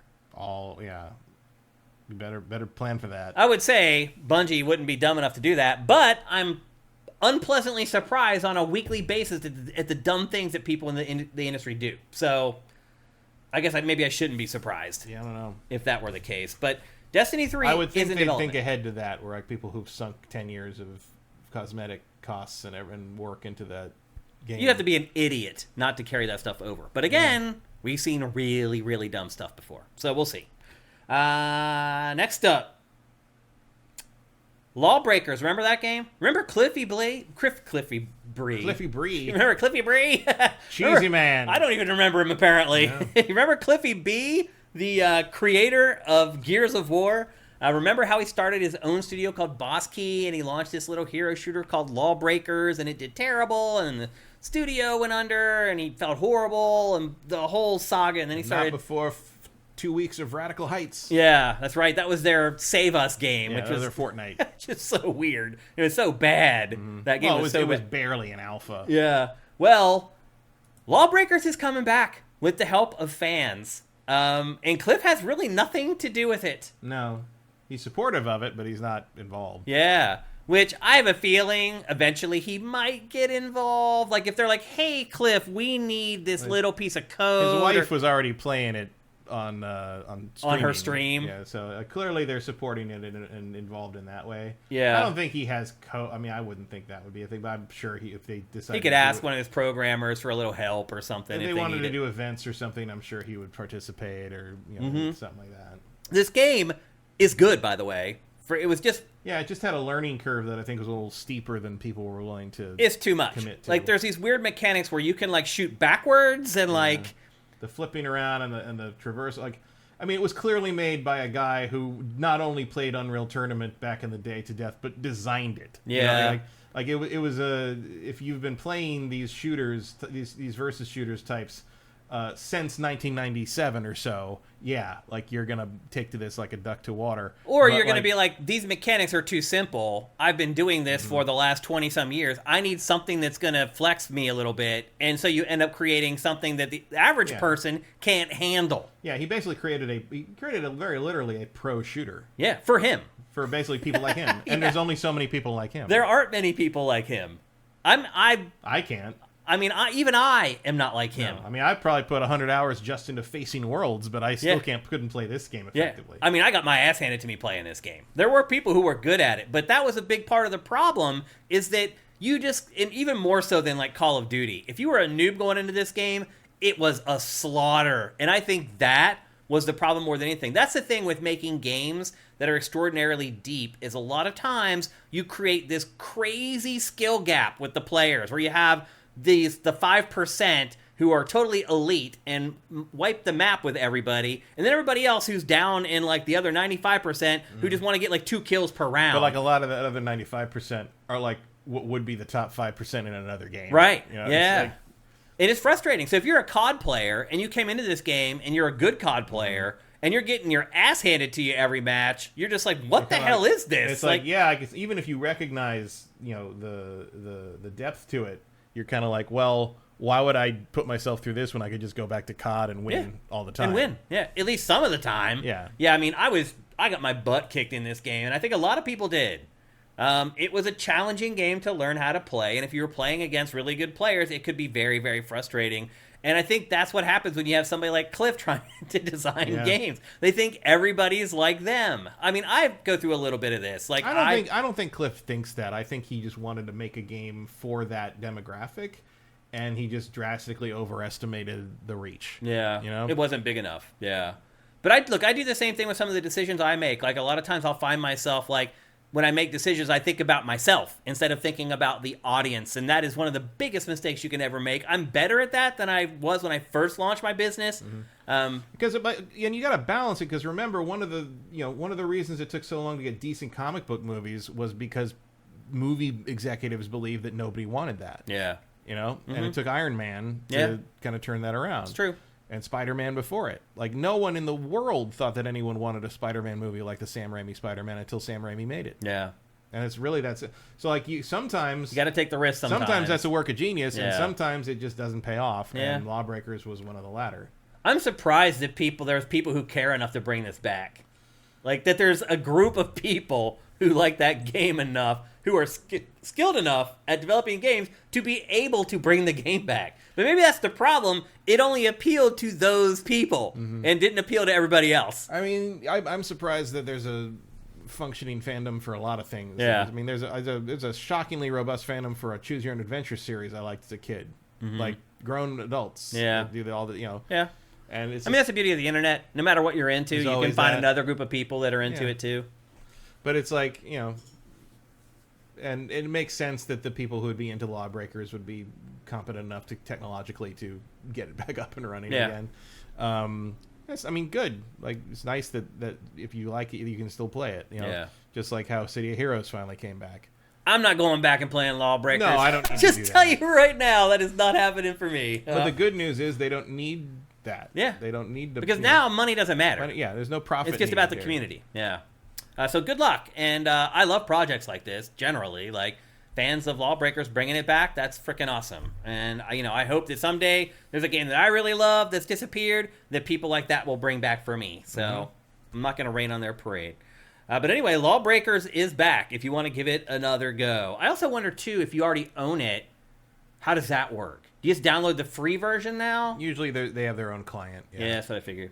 Okay, next up, and actually our last story for today's housekeeping. I don't even know what this is. So, back with NBA 2K17, the NBA 2K games are very realistic, and they scan the real athletes. And so they scan LeBron and put LeBron in the game, and of course they scanned him, and he had all his tattoos in the game. Well, the tattoo artist claimed that was copyright infringement. He wanted paid. 2K told him to buzz off. It has now taken almost 7 years for that case to go to court. Just this week, it finally went to court. And as it turns out, he's suing them for NBA 2K17, 2K16, and 2K15 because those were all the years where his tattoos in particular ended up showing up in the game. How do you feel about this, Matt? I mean, he's not wrong. It's an important case. Because this will set a precedent going forward for how stuff like this is handled inside games.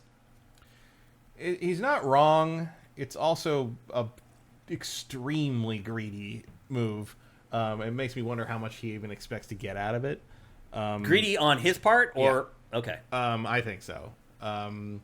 He's a tattoo artist. He probably makes $60K a year or something. Sure, but also like when you tattoo something on someone, you can't really expect to maintain image right. I mean, it's like if The Rock appears in a movie, does his tattoo artist get paid because his tattoos are in the movie? No. Here's what I wonder too, Matt, about the tattoo artist. How many times did he tattoo licensed things onto people where he did not pay the fee to the licensor? Yeah. So Tweety Bird or the Roadrunner or a billion other things that he's tattooed through his career, was he sending a couple bucks on? No, he was not. Like, I agree with you. It's a very hard precedent to argue for because it just complicates everything. It just makes life... Basically means like no NBA players will ever have their tattoos in a video game. Yeah, because there's no way they're going to pay the tattoo artist. Imagine if like somebody got a crappy... like I have a tattoo that I got the day I turned 18. Literally, I saved up money so the day I turned 18, I could get a tattoo. Now that tattoo is blurry and you can hardly even tell what it is. If I were...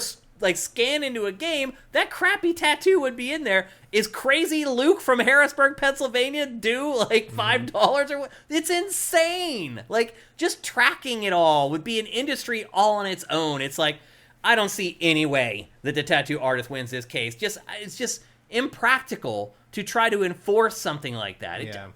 I just don't see it happening. Is he suing like the broadcasters for showing LeBron's tattoos on television? Right. Like that doesn't make any sense. Yeah, right. So is he going to sue like TNT and NBC because while LeBron is playing, people can see his tattoos and they're making X amount of money off of that broadcast? Like it's just this.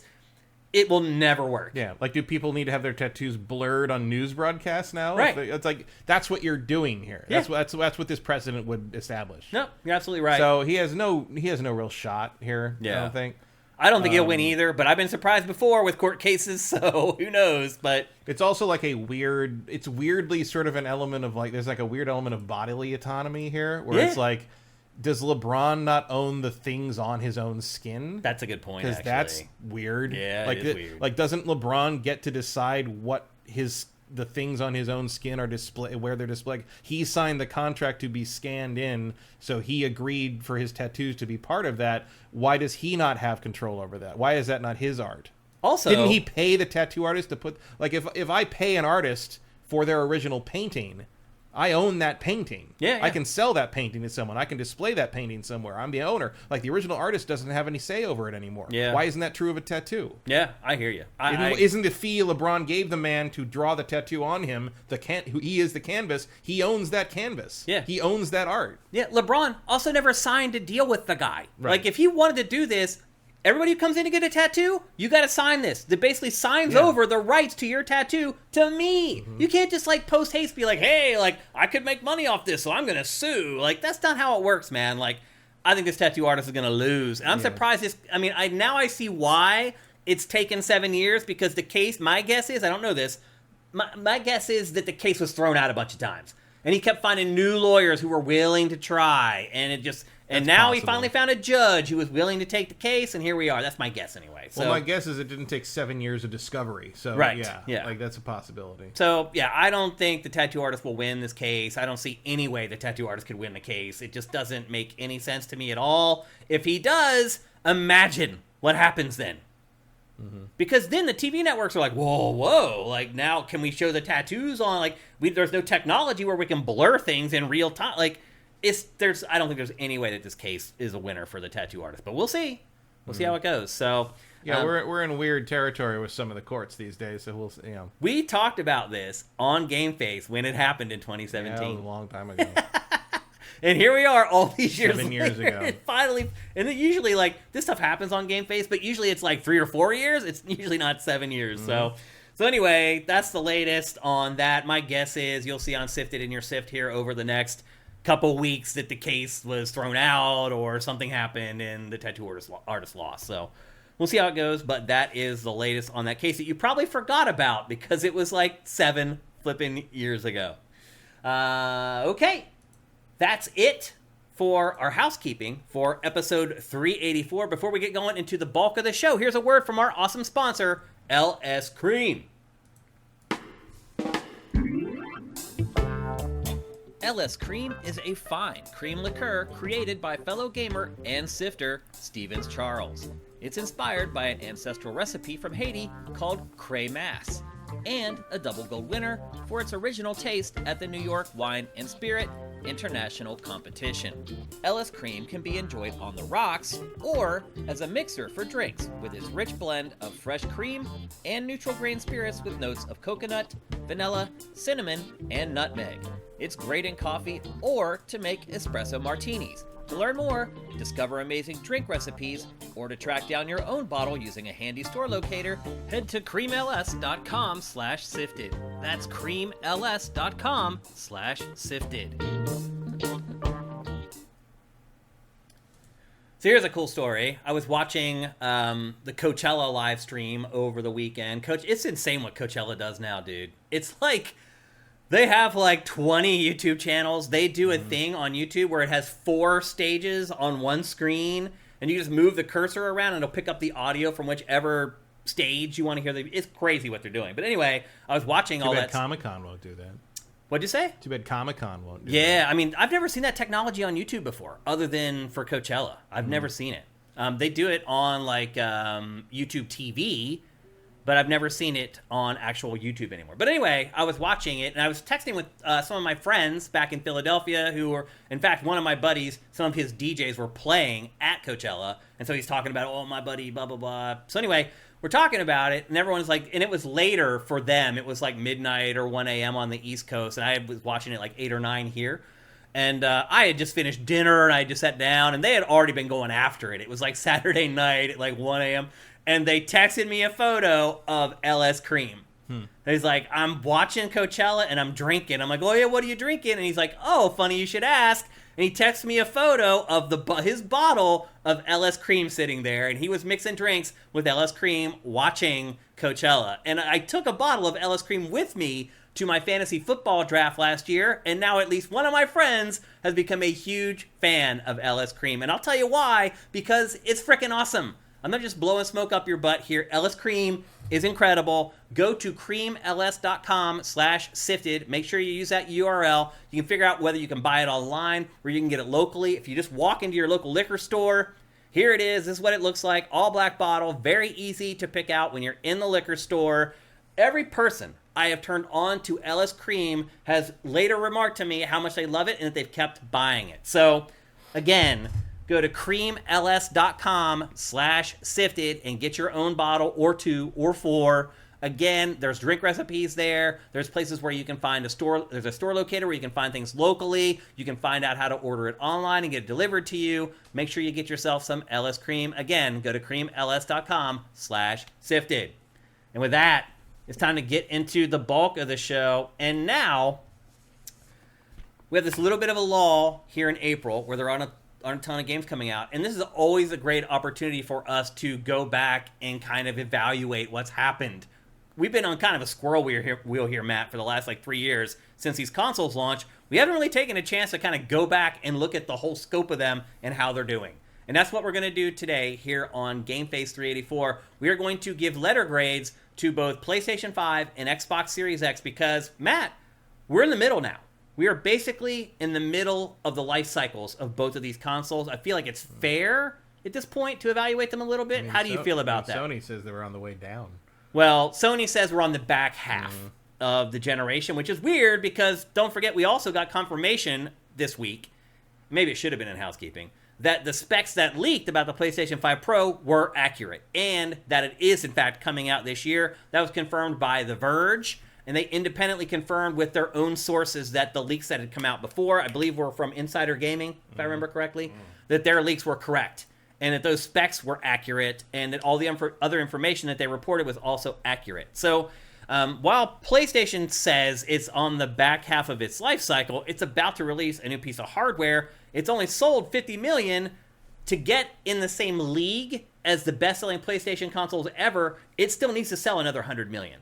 So one of the questions for Ask Shane this week was, why the PS5 Pro? Why does it exist? And the reason it exists is because, one, it's going to deliver on the promises that PlayStation delivered to us and then didn't deliver on about the PlayStation 5. And two, they want another console out there to sell the extra 100 million into homes with. And so the question was, like, is it a cash grab? I don't think so. Like, the Pro may be a little more expensive than the base PS5. They also said, by the way, The Verge, that they are going to continue selling the old PS5 alongside the Pro, which was the one thing that I was like, that seems a little weird. I think they're going to do it until they run out of them. Until they're out of inventory. But that's not what The Verge had said. So we'll see how that all plays out. But bottom line is, PlayStation's about to release a new piece of hardware. So even if Sony says we're on the last half, what their actions aren't jiving with their words, I guess is the best way I could put it. So let's talk first, since we're already there, let's talk first about the PlayStation 5. And let's talk about the hardware first. Matt, have you been satisfied with the PlayStation 5 hardware so far? More or less. Like, it's fine. It's about what I expected it to do for the specs and the cost. I'm pretty happy with how the exclusives perform for the most part. I'm not happy with the hardware. I wish there was more hard drive space. That's about I wish there was that. I also feel like more than Xbox. Now, I will say this. Going back and digging through and finding media for this discussion, I did find several instances where Xbox promoted ray tracing, but it was always very subtle. It was like a very small bullet point among other bullet points, or one little, like, 2-second section and a 2-minute trailer. Xbox did not push ray tracing the way that PlayStation pushed ray tracing. Like, I could find endless videos of PlayStation talking about ray tracing for PlayStation 5. And let's just be honest, Matt, it didn't happen. There are games with ray tracing, but if you turn that thing on, some of those games turn into like a slideshow. The PlayStation 5 was not... To be fair, they never said it would run well. That's a good point. They just said there would be ray tracing. That's true. That does let them off the hook a little bit. But the bottom line... It's just a little weird because, like, I don't know. I mean, you look at the specs for this thing, and even, like, Digital Foundry was messing with the power differentials and the power equivalents with with PC hardware, and it's like, it's not strong enough for that. It can't do it. And I feel like... It can do it, but it can't really do it to a degree that's acceptable to someone who knows what ray tracing looks like on a more powerful platform like PC. Yeah. I mean, it's certainly better than anything last-gen console-wise, but in the end, I generally would default to some kind of performance mode. And then you continually had things where, like Insomniac figured out how to get ray tracing without tanking the frame rate on Ratchet and Spider-Man, but it was always after the fact. Yep. It was right on the edge. It was right on the edge of being able to do what they wanted to do. But I feel like PlayStation knew all along that this hardware was not going to be capable of there's no way Mark ray Cerny tracing. didn't know what this thing couldn't do. Who was the one, by the way, delivering all the presentations talking about ray tracing for like 20 minutes straight. Yeah, I mean, but I will say that I think we got closer to the portrayal of what the PlayStation 5 was going to do than to Cyber World with the PS3. Fair enough. Sony's always had a little bit of an expectation problem with their custom hardware. Yeah. Well, a lot of it in the past, even PS2 is this way. Like, you had to write to the metal to get the most out of the PS2. Same with the PlayStation 3. If you didn't want to learn the intricacies of the hardware, your games were going to look and run like crap. And eventually, over time, third parties got better at it. Their games ran better and looked better. I think there's only one game, multi-platform game, that runs better on PS3 than 360. And that is Burnout Paradise. Yeah. Yeah. So there you go. That's purely because the sparks are a little higher quality on the PS3. That's it. And so to me, the PlayStation 5 hardware, for me, has been a little bit of a disappointment. The hard drive space has continued to be an issue for me, but again, I feel like that's something that, like, people like you and I deal with more than the average person. Somewhat, but also some of the most popular games are ridiculously huge. Yeah.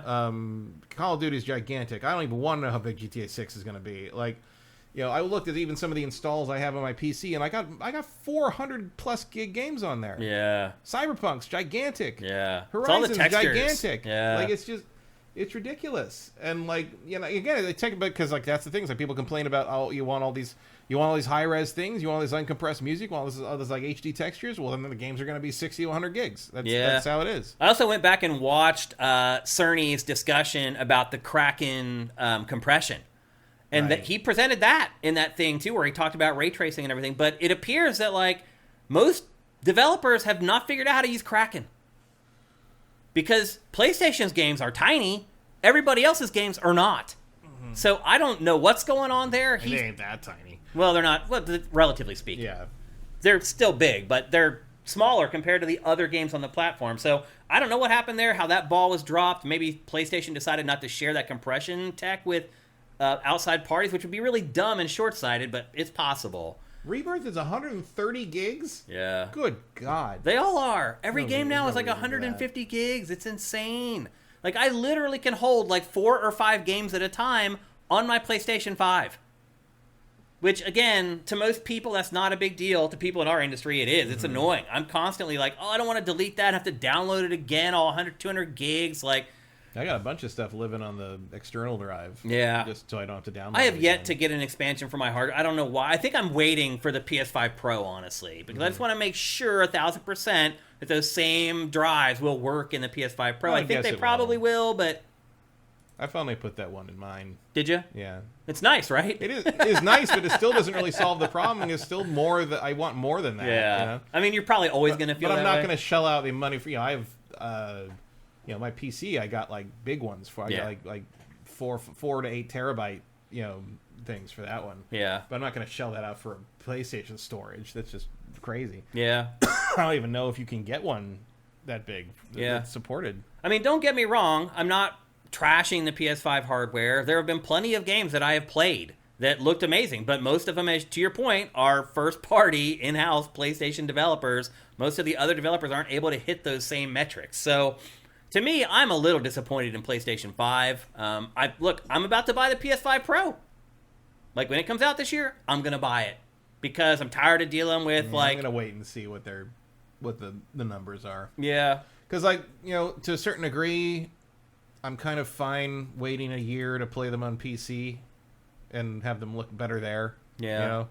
Well, you have that awesome rig now, right? Man. For me, if I were you, all bets would be off. I'd be like, I'm buying everything for PC. I do with most stuff, but obviously PlayStation exclusive. I'm going to get it on PlayStation because I don't want to wait a year usually. But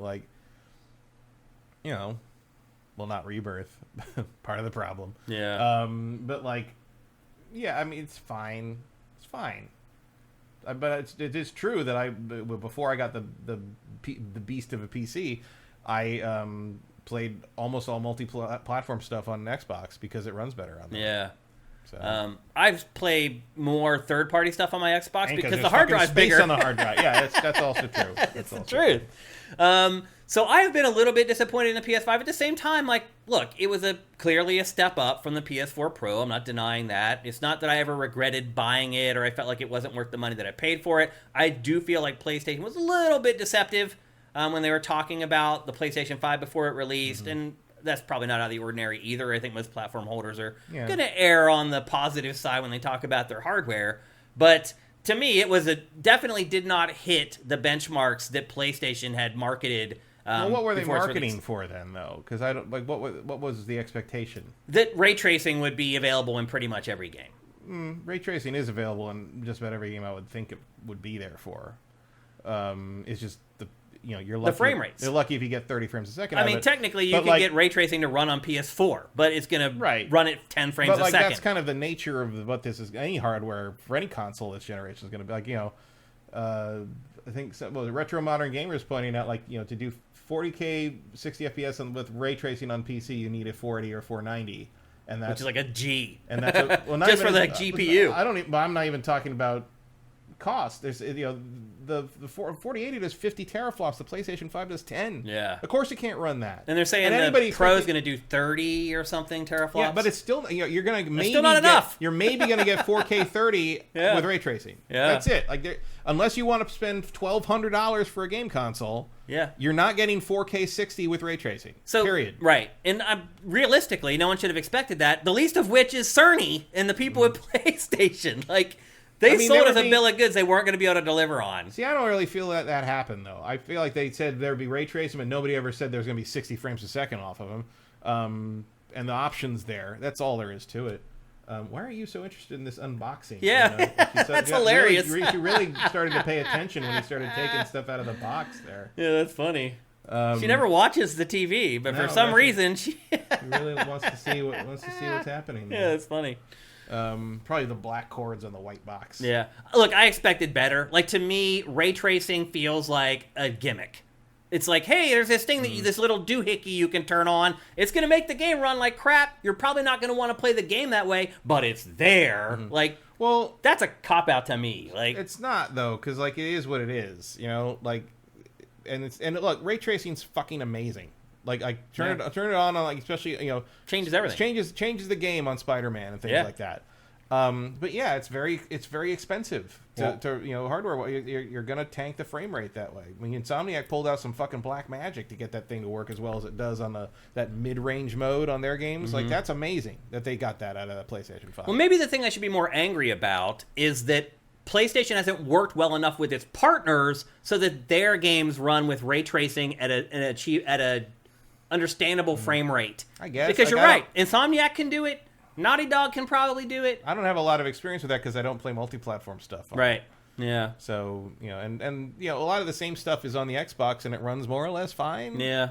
Obviously, you see the difference when I play it on my 4090. It's just like, you know, I got on a Far Cry kick this week for some reason. I don't know why, but I loaded up... Because those games look amazing on PC. Well, no, because I loaded up Far Cry 2. You went way back.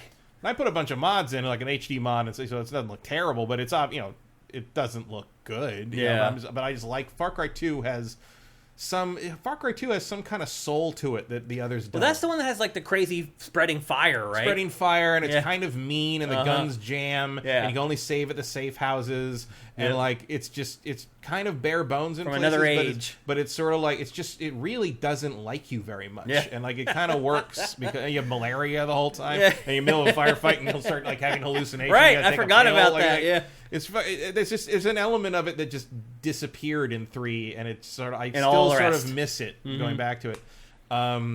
6 did bring back the fire spreading a little bit. Yeah, they did a pretty good job on that. But I was like, and I was like, you know what? I'd like to maybe play 6 again on the new rig and see, because I played on the Xbox, and I was like, I'd like to see what that looks like. So I put it on my wish list on Steam.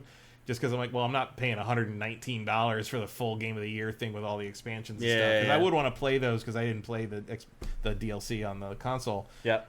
The next day, Steam started a first-person shooter fest thing, and Far Cry 6 went on sale for $14.99. Oh, awesome! And I was like, winner. So the ultimate the Game of the Year pack went down like $30. So I bought it and I installed it.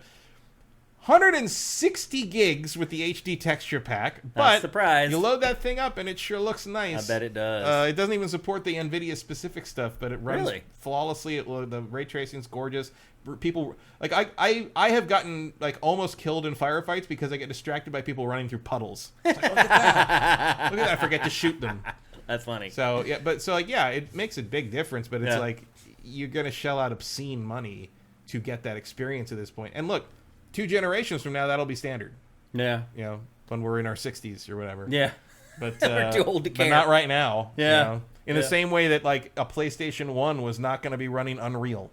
Yeah. That's just the difference. Matt, back when the GameCube was being developed, they were talking about ray tracing on the GameCube. Well, I remember, you know when the first time I ever heard ray tracing was?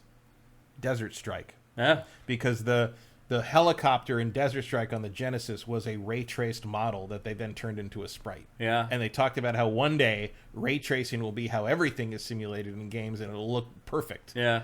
And like, that was 1991. Well, it's absurd to think that the GameCube could do ray tracing. It's just insane to think that might be possible. But I mean, anything can technically do ray tracing. It's just running you gotta at be 2 real frames careful. a second. Well, no, if you ray trace the whole picture, right? Yeah. But you can That do makes it a off difference. one thing, and like if you want one thing to look really good, Yeah. you can pull that off if you budget for it. Yeah. You have something that you just want really good reflections on or something. But usually it's just not worth it. Yeah.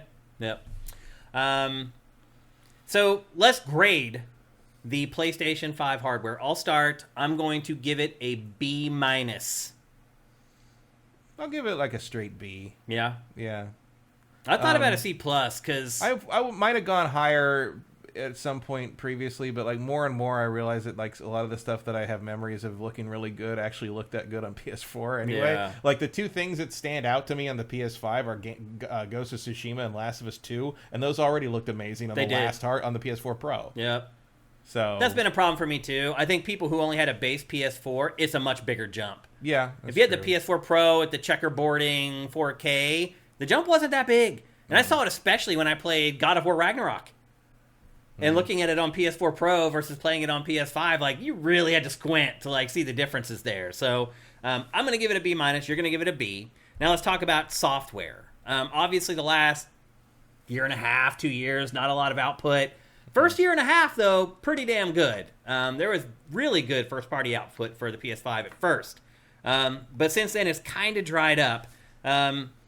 How do you feel about the software the exclusive software for PlayStation 5? I mean, I'm very happy with it for the most part. I do wish they'd get on with it in some places in terms of follow-ups, but I mean, I can't really argue too much with Ratchet and Spider-Man 2 and Miles Morales and Horizon 2 and Returnal and Stray, I guess, is not technically an exclusive, but I think of it as a PlayStation game. Demon's Souls remake was great. Helldivers 2, yep, one of the more recent ones.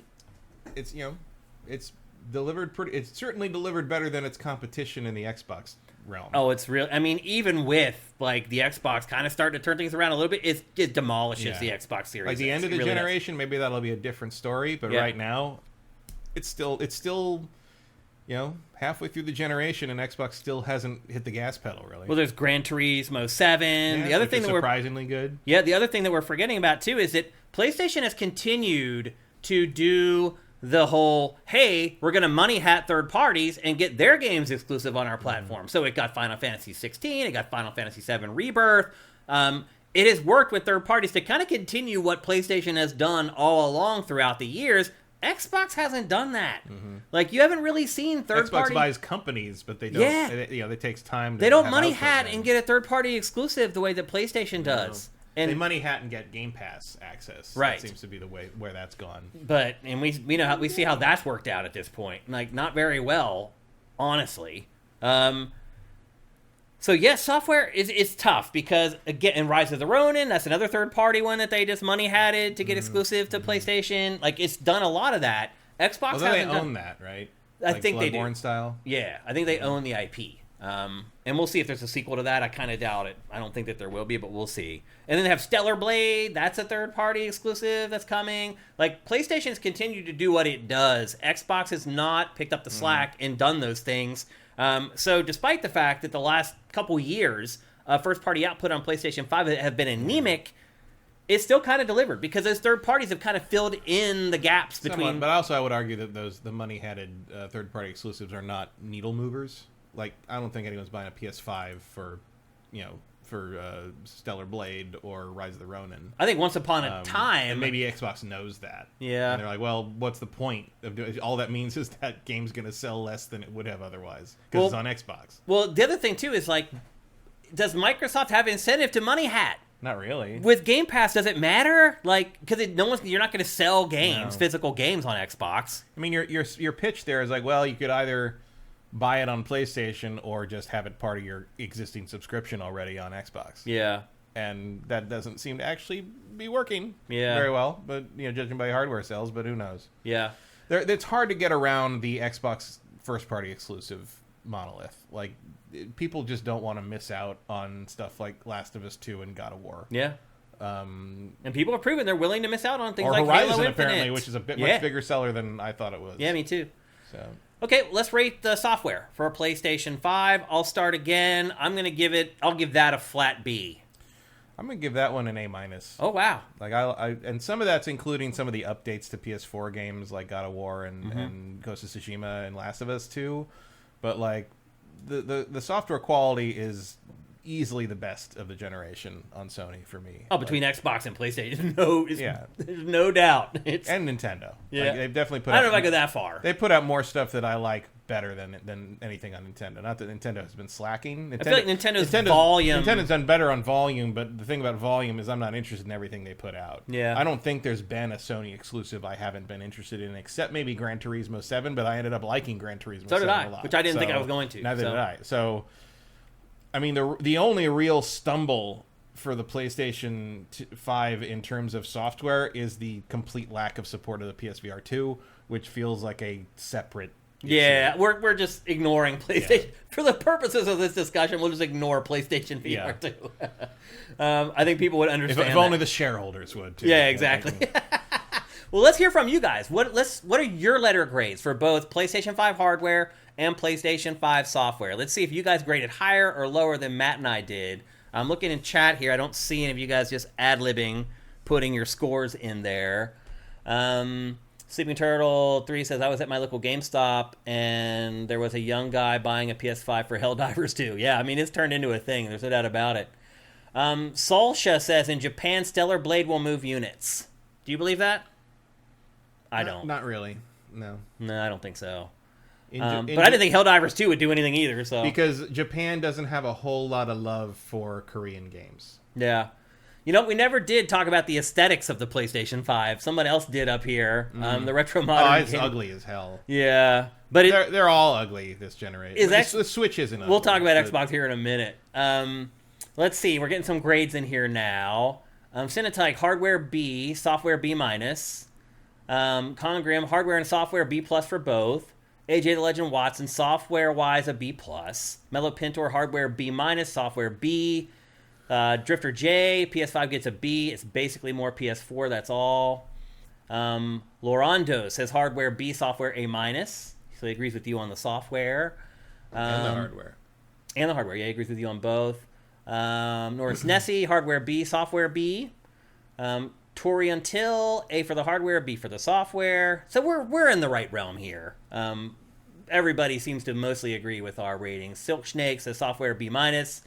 Missing a lot of series I liked on PlayStation 3 and 4, and there's no Uncharted, etc. Yeah. Fair enough. To me, Uncharted is just dead. You think it's gone for good? Not necessarily, but the thing I liked is dead. Okay, gotcha. Amy Hennig no longer writes the Uncharted games. Uncharted 4 was garbage, and I'm written that series off no matter whether they make more of them or not. Okay. I don't believe the current Naughty Dog can make a proper Uncharted game. Okay. Lost Legacy was, but Lost Legacy felt like the end of that. Toon Medic agrees with you basically. Hardware B, software A minus. Retro Modern Gamer, hardware C plus compared to PC software a B because they release fewer games than they used to. AG the Legend chimes in with hardware. He says hardware wise a B minus. And then Silksake says Sam ruined it. Yep. Sam Poochie Drake ruined Uncharted. Yeah. So it looks like you guys are all in agreement with us. Generally B-ish for the PlayStation 5, mid B, high B, around there. I think that's pretty fair. Let's move on to Xbox Series X, and let's talk about the hardware first. First thing I'm going to say is hardware-wise, I think I like the Xbox Series X more. Yeah, I mean, I certainly find it more dependable in terms of running everything. I would say maybe that it doesn't, the exclusives on PlayStation feel like they're pulling more magic tricks out of the hardware than Xbox does. But I also feel like I haven't seen enough Xbox exclusives to know one way or the other. Like Forza Horizon 5 definitely has that Sony quality of like, wow, I can't believe they're getting this out of this console. And that's about it. Like I didn't get that feeling from Halo Infinite. I just didn't feel like it was blowing me away in that regard. And what else was there? Am I missing? Well, I'm not really something? talking about games. I'm just talking about the hardware in general, how games look and run and play on the hardware. To me, that's the same thing. Because like, do you think Halo Infinite was maxing out Xbox Series X? Like, I don't. I think Halo Infinite was maxing out Halo Infinite. Yeah. But I don't think it was maxing out. Because Forza Horizon 5, I think, is a more impressive I agree. piece of work. Yep, I agree. I feel like the Xbox Series X is capable of a lot more than we've got out of it so far. I don't feel like any of the first-party software has pushed the hardware at all, and I wonder if that's because of Xbox Series S, which is another discussion that I'm wondering if we should even bring into this larger discussion. How much does Series S matter when we're talking about hardware this generation? It seems like it actually matters a lot. I think Series S is a massive millstone around the neck of that kind of thing. It did lose them the biggest RPG of the generation in a timely manner. Yeah. Like, if it wasn't for the Series S, Baldur's Gate 3 would have been out on Xbox the same day as PlayStation 5, and they wouldn't have missed out on that whole window. It handed PlayStation a huge exclusive. It handed PlayStation a month of hype over a game that simply was. They didn't even need to pay for that. Nope. That's probably the biggest. No money hat. That's probably the biggest third-party exclusive they've had all generation, and they accidentally got it. Yeah, they just stumbled into it. Microsoft literally handed that to them. Yeah. And it's purely because they couldn't get the co-op stuff to work on S, and until they finally had a meeting with Xbox and was like, you might want to release this. It is the biggest game of the year. You might want to have it on your system before next year.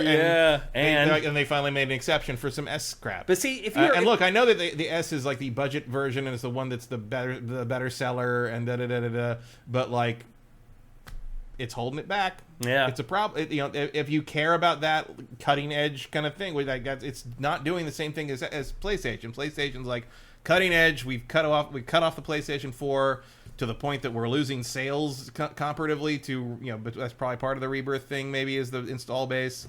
Not all of it, but it's a factor. Do you want next gen cutting edge stuff or do you want accessibility? You can't have both. My big complaint about Xbox Series X, the hardware, is the problems that it has with TVs with variable refresh rates. Yeah, that literally is weird. It just shuts off. Like now, my Xbox One did that too. So it did. The Xbox One X did that. So the Series X does it less, but they both did that. It's something in the Xbox OS. There's something going on in there. Because the PlayStation doesn't do that. The Switch doesn't do that. Yeah. So that is my big issue, but like the bigger hard drive, like the plug and play, the backwards compatibility, how I have this whole shelf of Xbox 360 games that I can just slide into it in most cases, play it in a better version. The only place to play Red Dead Redemption 1 in a proper that stuff matters. Until it came out on PlayStation for a ridiculous amount of money. The other thing I found too is that I do think it's a little wonky that if you want to expand the internal storage, you have to pay an exorbitant fee. Basically, it's the PlayStation Vita, by the ridiculously expensive proprietary memory card thing. Yeah. I mean, at least with the PlayStation 5, you can wait for like a sale on a Western Digital SSD or something. Yeah. But you're basically stuck with this. With that little expensive. And you want the bigger one, it's like $250. I know. It's like half the price of the console. I know, it's outrageous. Crazy. It's crazy. Yeah. One thing I did realize going back through and looking at a lot of the initial marketing and trailers and stuff for Xbox Series X, I forgot about a lot of stuff that they pushed really hard. Like backwards compatibility. Like, what was it called? Smart delivery? Smart delivery, yeah. Like, that was such a huge thing when it launched. Now we don't even talk about it anymore. Yeah. Well, because smart delivery is mostly about, like, deciding which version. I mean, it still is smart delivery, whether it knows whether to put it on the Series X to Series S, technically. It's still there. But you don't really see that. You used to have, I feel like you used to have, like, there's bracket, a logo and everything. Yeah, you don't really see that anymore. All that stuff's gone. Like, there were all these things that Microsoft was pushing that have just disappeared at this point. Like, you get to the point that the XS in the corner of it's why is that even still there? It's like they're all that. Yeah. So but as far as like plug and play, ability to play my back catalog, the overall power of the console, like to me, I think the Xbox Series X is probably superior to PS5. Yeah, for the most part, I think, or at least more or less equal. Yeah. I think you're getting more out of the software in terms of the first-party developers pulling stuff out of the PS5, but I don't think we really know what the first-party developers are going to do with the Series X. Is not, like Hellblade 2 might completely change this conversation if they can pull out something that looks amazing and like something you didn't expect to be able to run on a console this gen. Yeah, which is possible because Ninja Theory kind of rolls like that. Yeah. Hellblade 1 was that to some degree. Yeah. Hell, so was the Heavenly Sword. Was even a pretty impressive launch title for the PS3. Then the aesthetics of Xbox Series X, the console, the form factor or whatever, like I feel like it won because it's just a box.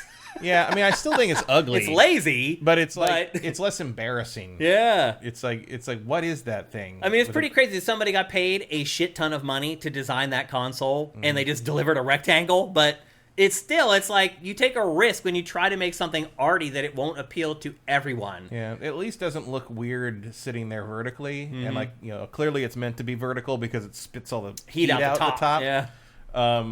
But it feels less obtrusive sitting there vertically than the PS5 does. Mm-hmm. I mean, I know you've got your PS5's been replaced with black plates, so it's a little less. Yeah, it blends in a lot more. Yeah, but like that white PS5, I mean, mine doesn't that much because there's a white wall behind it, so it's kind of depends where it is.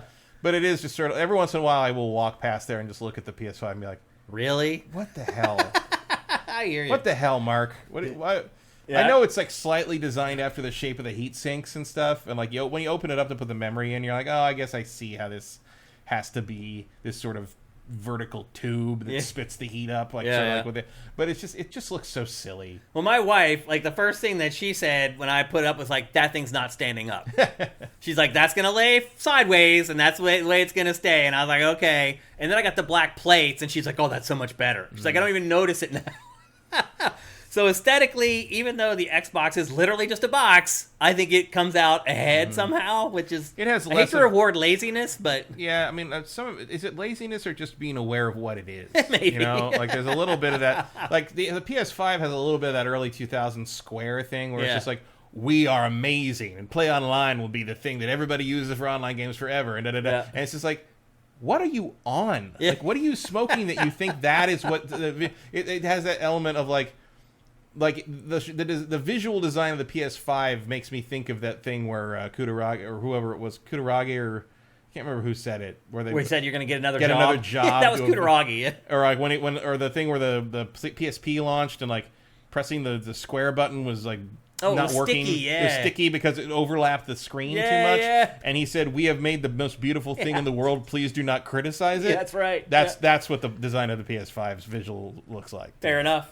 Let's rate. Sony's got some DNA in there. Yep. Let's rate Xbox Series X. And you want to throw S in there? I've never touched an S. Me either. Maybe it's not fair for me to grade it. Yeah. So what's your letter grade for Xbox Series X hardware? I give it a B+. Me too. B+.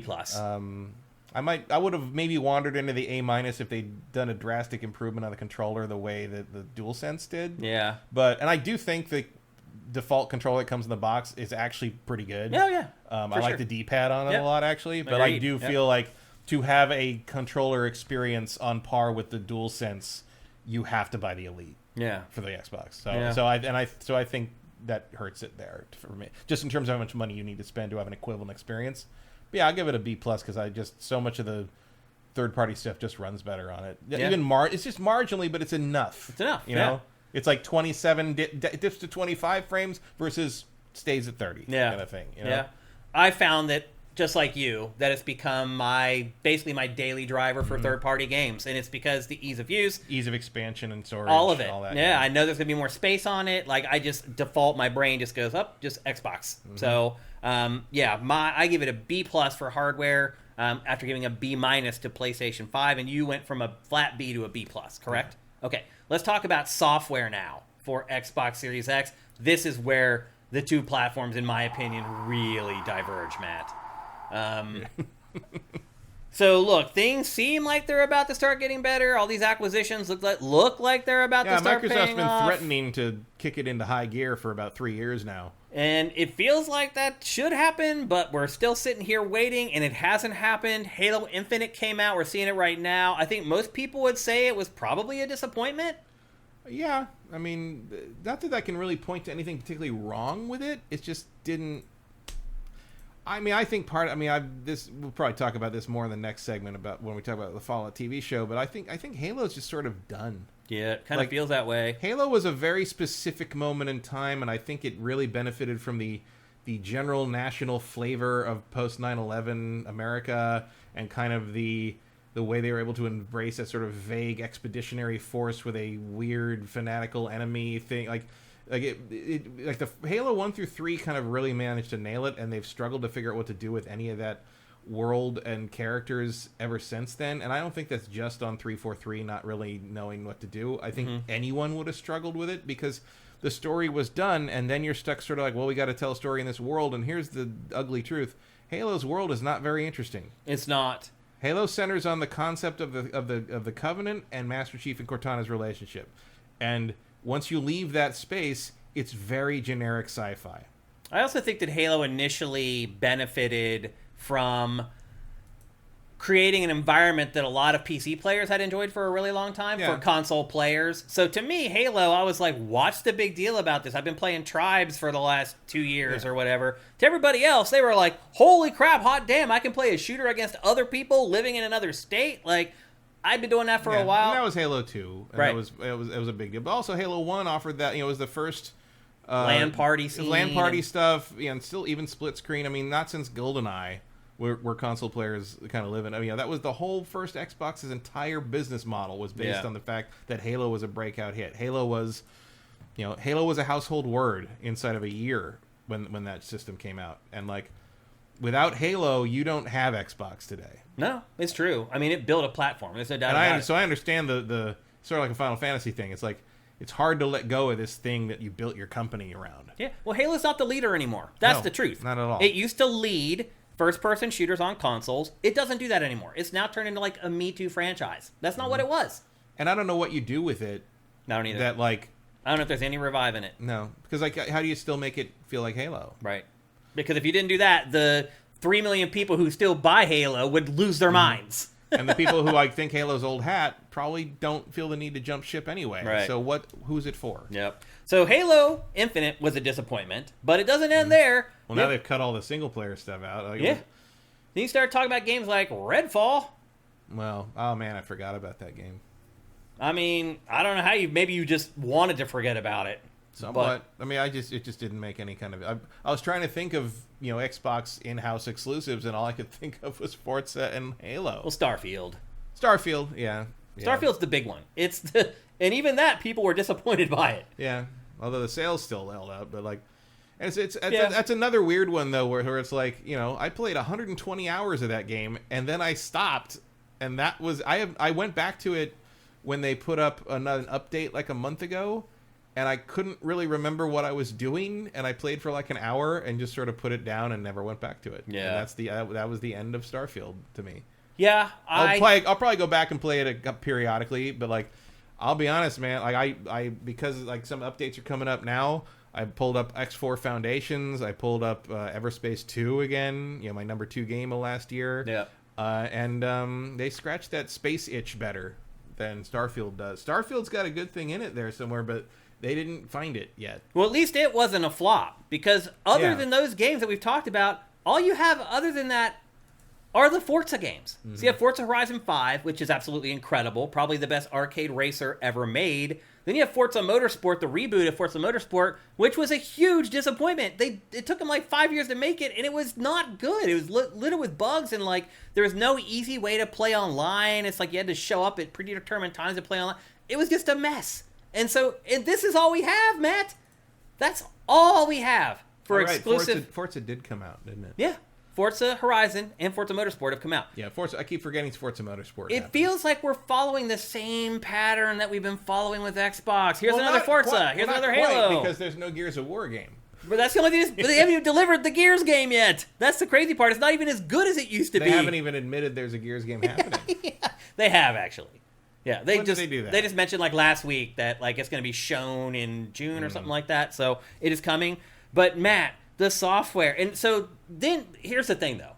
So with Xbox, there's a special consideration here with Game Pass, because you can't just consider its first-party output and exclusive games as the only software quotient for Xbox Series X. Game Pass is a big part of that. But I'll be honest, Matt, like, I don't spend that much time with Game Pass. I just realized, like, I just don't. Like, I just played a game we're going to talk about in a little bit on there, Botany Manor.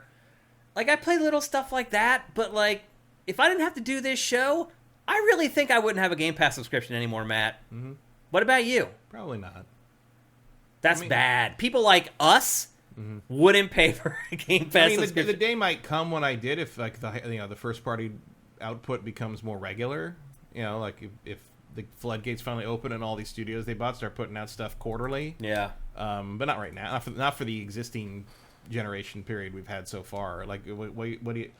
if you're not looking, because I played Botany Manor this week, but I bought it on PC. It didn't even occur to me to look at Game Pass. Yeah, it's on Game Pass, but it's on Game Pass on PC. I don't know.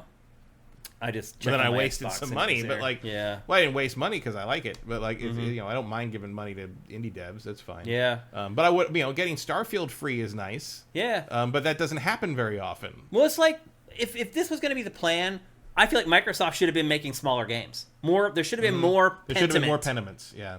There's not. No. So, what's your grade for software for Xbox Series X? I'm going to give it a C+. Ooh. But largely because it's been the daily driver and I've played so much third-party stuff on it. You take that away, it becomes probably more like a D. Mm-hmm. But because it is kind of my place of choice, non-PC place of choice for third-party stuff, it's done fine. It's done fine. But is it worth buying a system to play things with a slightly better performance ratio when I could have just played them on PS5? It doesn't bump it up that high, You hit the nail on the head right there, man. Like, it's the better hardware of Xbox Series X is not enough to overcome the vastly inferior software. Like, I give Xbox Series X software like a D+. Like, I am seeing the same stuff that I saw from Xbox like 5 years ago when I was saying they should fire Phil Spencer. Here we are 5 years later, nothing's really changed. In fact, things have kind of gotten worse at this point for Xbox. Sometimes I'm playing stuff that's literally 5 years old because of the backwards compatibility. Exactly. Yeah, that's a good way to put it.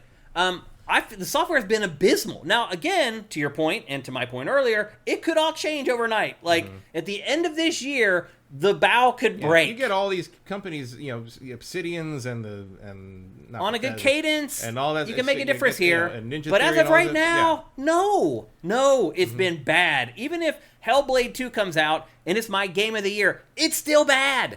Like, this console's been out for like 3.5 years at this point. Like, if only Everwilds came out. It would fix everything. Yes. That's the secret. So I give software for Xbox Series X a D+. And I do feel like if Microsoft had supported Game Pass more with smaller games, I would bump that up more. But it's not. It's below average. The software output, first-party output for Xbox Series X is below average. On my scale, a C is average. I have to score below that. That's where I get to a D+. Now, what do you guys think? What does the chat think? What are your letter grades for Xbox Series X hardware and software? Squishy Muffin says the better hardware is lost in dynamic resolution instead of better graphical assets. That's a good point, too, because that's another thing that's happening here, Matt, is a lot of these games, it's not that they run in any specific resolution, it's that they change based upon how the hardware can handle a scene. Mm-hmm. Like, although that is, again... that's an option on a lot of PC games. That's a feature, not a bug. Yeah. And again, it does mean that these consoles are a little underpowered for what people are trying to make them do, but that's sort of the nature of the beast. Mm-hmm. Like, people want this cutting edge stuff, and that's that. And look, we don't know what the first party stuff's going to do in that regard. We don't know what Hellblade 2 is going to pull out of its hat in that regard. Mm-hmm. But like playing Mirage again, it's just like, oh, this is really nice. But yeah, you can see when it drops resolution when you're in a crowded area. And it probably wouldn't do that on PC. But again, it's a $500 console instead of a $6,000 rig. So get what you pay for. Yep. Let's see what we got here. Two Medic says, hardware A, software C+. Quick Resume is incredible. Easy to upgrade to storage. Quick Resume is good. That is It works shocking. Better than the PlayStation 5, that's for sure. I turned the Xbox on like last week to play Mirage. Like, it must have been like, I don't remember. I played Mirage when it came out. It quick resumed Mirage. It knew where I was 6 months ago. That's insane. It's crazy. That's pretty. I haven't seen anything like that. That's nuts. Usually that doesn't happen. I was like, wow, you still know where I am. That's pretty sweet. Popped me right back up in Baghdad. It was crazy. JJ Forcebreaker says, my favorite software thing from them is probably the free update for Quake 1 or Quake 2. Two Medic says hardware. They do sometimes do like that weird thing where they're like, here's a free update for these things you haven't thought of in years. You can play them right now. I'm just like, oh, that's cool. Like, it doesn't really justify a $500 video game system, but it's nice, Yeah. Quickster says Digital Foundry showed multiple third-party titles run better on PS5. Yeah, because the third-party developers are they're spending more time on the PS5 version because that's the one everyone's going to play. Nowadays, I think they're probably mostly working better on PS5 because that's where the bread is buttered. Yeah, I totally get it. Retro Modern Gamer, hardware I give it a B- because Series X plays old games at 4K 60 and Series S does amazing PS2 emulation. Well, that's if you're jailbreaking it. That doesn't count. Vincent says Microsoft's best first-party games either started on PlayStation or came out there later. Psychonauts 2, Hi-Fi Rush, and Deathloop. That's a good point. Larondo's hardware B+, software C. Silk Snake says F for Forza. Oh, he says Froza. That and emulation is all I use mine for. Stucky says hardware an A, software a C. Drifter J, I like my Series X. It lets me play cross-play with my PC friends. B+. Okay, I can understand that perspective. Sony was behind on that one. Yep. That's true. Salsha, hardware C+, software F. So you go even lower than me. Norix Nessie 94, hardware B, software C. People are being more generous to the software than I am. AJ the Legend agrees with me on both. Hardware B+, software D+. Cinetyke says hardware B, software C+. They need bigger hitter console exclusives to compete with PlayStation. Definitely true. Contano, A, hardware C, software. That seems to be the overriding opinion. Hardware A or B+, software C, somewhere around those parts. Almost the reverse of PlayStation. Yeah. Erebus says B, hardware, B, software. Well, you are an Xbox fan. I think you will fully admit that, Erebus.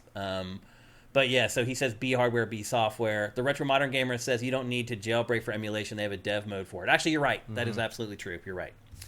They have actually kind of embraced that a little bit after initially trying to shut it down. I mean, they're basically abandonware at this point. So, it's like the people made their money on the PlayStation 1 games. It's over. Like, except, actually, not even Sony really doesn't even push that anymore. Like, for a while there with the PS3, it felt like they were going to, kind of embrace that retro thing, and it just never went anywhere. Yeah. Once you lost your library moving to the PS4, they just sort of never went back to that well. Yep. Where the hell is the Suikoden 1 and 2 remakes?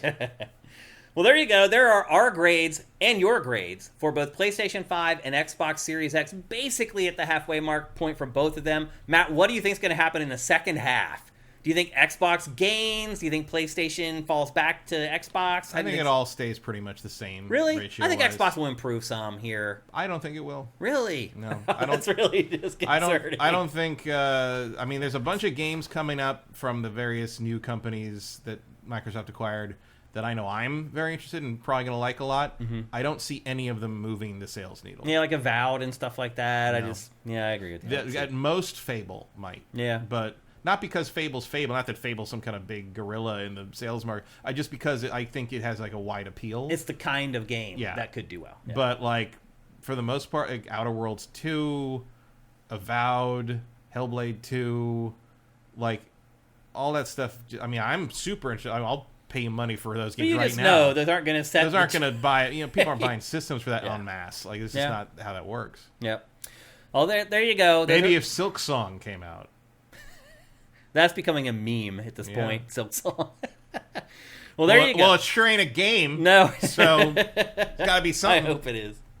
There you go. Those are our grades for the first half of both PlayStation 5 and Xbox Series X. Next up, we're going to talk about what all y'all have been doing for the last 3 or 4 days. And I'm guessing you're just like me. You've been finding every little spare moment possible to watch as much of the Fallout TV show as you can. We are going to talk about Fallout on Prime Video. I have finished the show, all 8 episodes. Matt, you've made it through 3 episodes so far. This is not going to be a spoiled. That's our other show where we talk about TV shows and films based around games, and we actually spoil the plot and things like that. This is not going to be like a truncated spoiled here. No, we don't want to set the world on fire. Yeah. We're just going to talk about our overall impressions of the show generally. Matt, I would argue I'm probably a bigger Fallout fan than you. Is that fair? I would disagree with that. You would or wouldn't disagree? I've been Fallout fan since day one. Oh, well, you always talk about how you don't like Fallout anymore. I don't like Fallout 4 very much, no. But So I've been playing Fallout since Fallout 1, day one, and I really only played Fallout because I realized that Wasteland 2 was never coming. Okay. So maybe it's fair to say you used to be a bigger Fallout fan than you are now? I'm a Fallout fan of everything except, up to maybe Fallout through 4. New Vegas. Okay. I mean, Fallout 76, I loaded up Fallout 76 yesterday just to see how it was, and it basically is Fallout 5. It kind of is, yeah. It's a single player game with yeah. It's basically what it is right now, with a little bit of weird, online economy shit happening. They just released a big expansion for that takes place in Atlantic City. Yeah, and they're about to do another one, I think, later this year that expands the world map for the first time. You can tell it's functional now. It's definitely not what it launched as. Fallout 4. I mean, look, I played Fallout 4 for like 80 hours total, but like I played it twice, and both times I just kind of got tired. I don't think it's I think the shooting is like half baked, and I think the story is boring. The homesteading stuff was like all that just doesn't, it leans too hard into that, and I think I'm worried about Elder Scrolls, and I also think Starfield has this problem. I don't know why Bethesda got so enamored of building shit, but they're not very good at it. Yeah. And I find it tedious and irritating and not something I want to do. And that goes all the way back to the Skyrim expansion that was all building houses and stuff. And I can't think of anything I'd want to do less in a Fallout game than constantly scrounge for materials and crap with my limited inventory weight, and then go back and throw it all in a bin and hope that I get the right elements to build enough wooden floors to make my stupid shelter so I can put a guy. Like, who wants to do this? Like, that's not this. I didn't like that part of the game. You notice that's not in the fucking TV show, isn't it? There's no fucking episode of this show that ends up just being all carpentry, is there? Nope. Now, we should mention we are not going to be able to show the show to you guys, because if we put it in the show, we will get copyright strikes.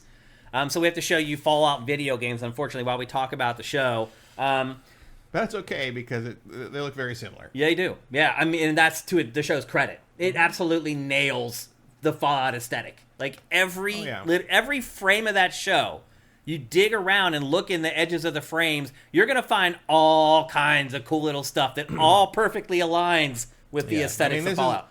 This is Jonah Nolan. This is Christopher Nolan's younger brother, Jonathan, who is the person who wrote The Prestige and Batman Begins and The Dark Knight and did Person of Interest, and like this guy knows his stuff. I've met him a couple of times. We talked we drove to Vegas and back at one point back in 2007, and we talked a lot about his influences and like what he was doing. Like, one of his major influences is old BioWare games. Yeah. Like, he played I guarantee you he played Fallout 1 and 2 back in the day. And you can see when you watch this show, the people making it have played these games. No, for sure, man.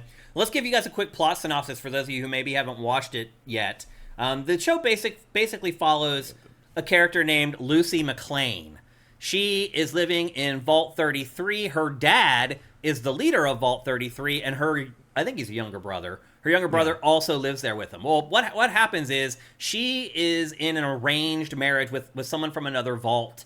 And in the Vault 32, which is connected to 33 Underground, interesting. But they still don't interact with each other all that much. No, they only do, I think it's like every 4 years they do an exchange. Yep. And so in the middle of this arranged marriage thing, raiders break into the vault and basically just slaughter a bunch of people. They don't break into the vault. They are the vault. Like, they've already killed They had already killed people. And they pose as them. You find that out later. Right. I don't want to try not to spoil stuff for people. It's the literal plot that gets her into the wasteland. Yeah. It's the first 20 minutes of the show. Well, they basically kidnap her dad and take him out of the vault, and she sets off on this rescue mission for her dad. And as we know, finding fathers is a big Fallout motivation. Yeah. So. And so she leaves the vault for the first time in her entire life after growing up underground and goes topside to try to find her father. And that is the basic plot of the show. Crazy stuff happens from that point onward, but that is the basic crux of the plot. Matt, the first thing that struck me about the show is how unflinchingly gory it is. Yeah, I mean, it's Fallout. Now, here's the thing, Matt. Now, even looking at this footage right now, seeing all the blood and everything on the walls, like, for some reason, I had never connected Fallout with gore, despite the VAT system and all this other stuff. I mean, the bloody reason, mess perk? I know. For some reason, I had never, in my mind, said Fallout gory. I mean, that's something I associate with from the first game. I know, a lot of people do. I did not. And so I start watching the show, and I will say, as I watched the show, and it kept connecting the dots to the games, I was like, I just completely was oblivious to the fact that Fallout is a crazy, gory, violent video game. Yeah. And the show is crazy. Like, some of the stuff that happens in this is really, like, it's, like, right up there with, like, Terrorizer level, like, gore, where they're just, like, getting very creative with how they show some of this stuff. It's also the casualness of it. It's like... It just happens. It embraces the game sort of like, human life is worthless. Pretty much. In this world. Yeah.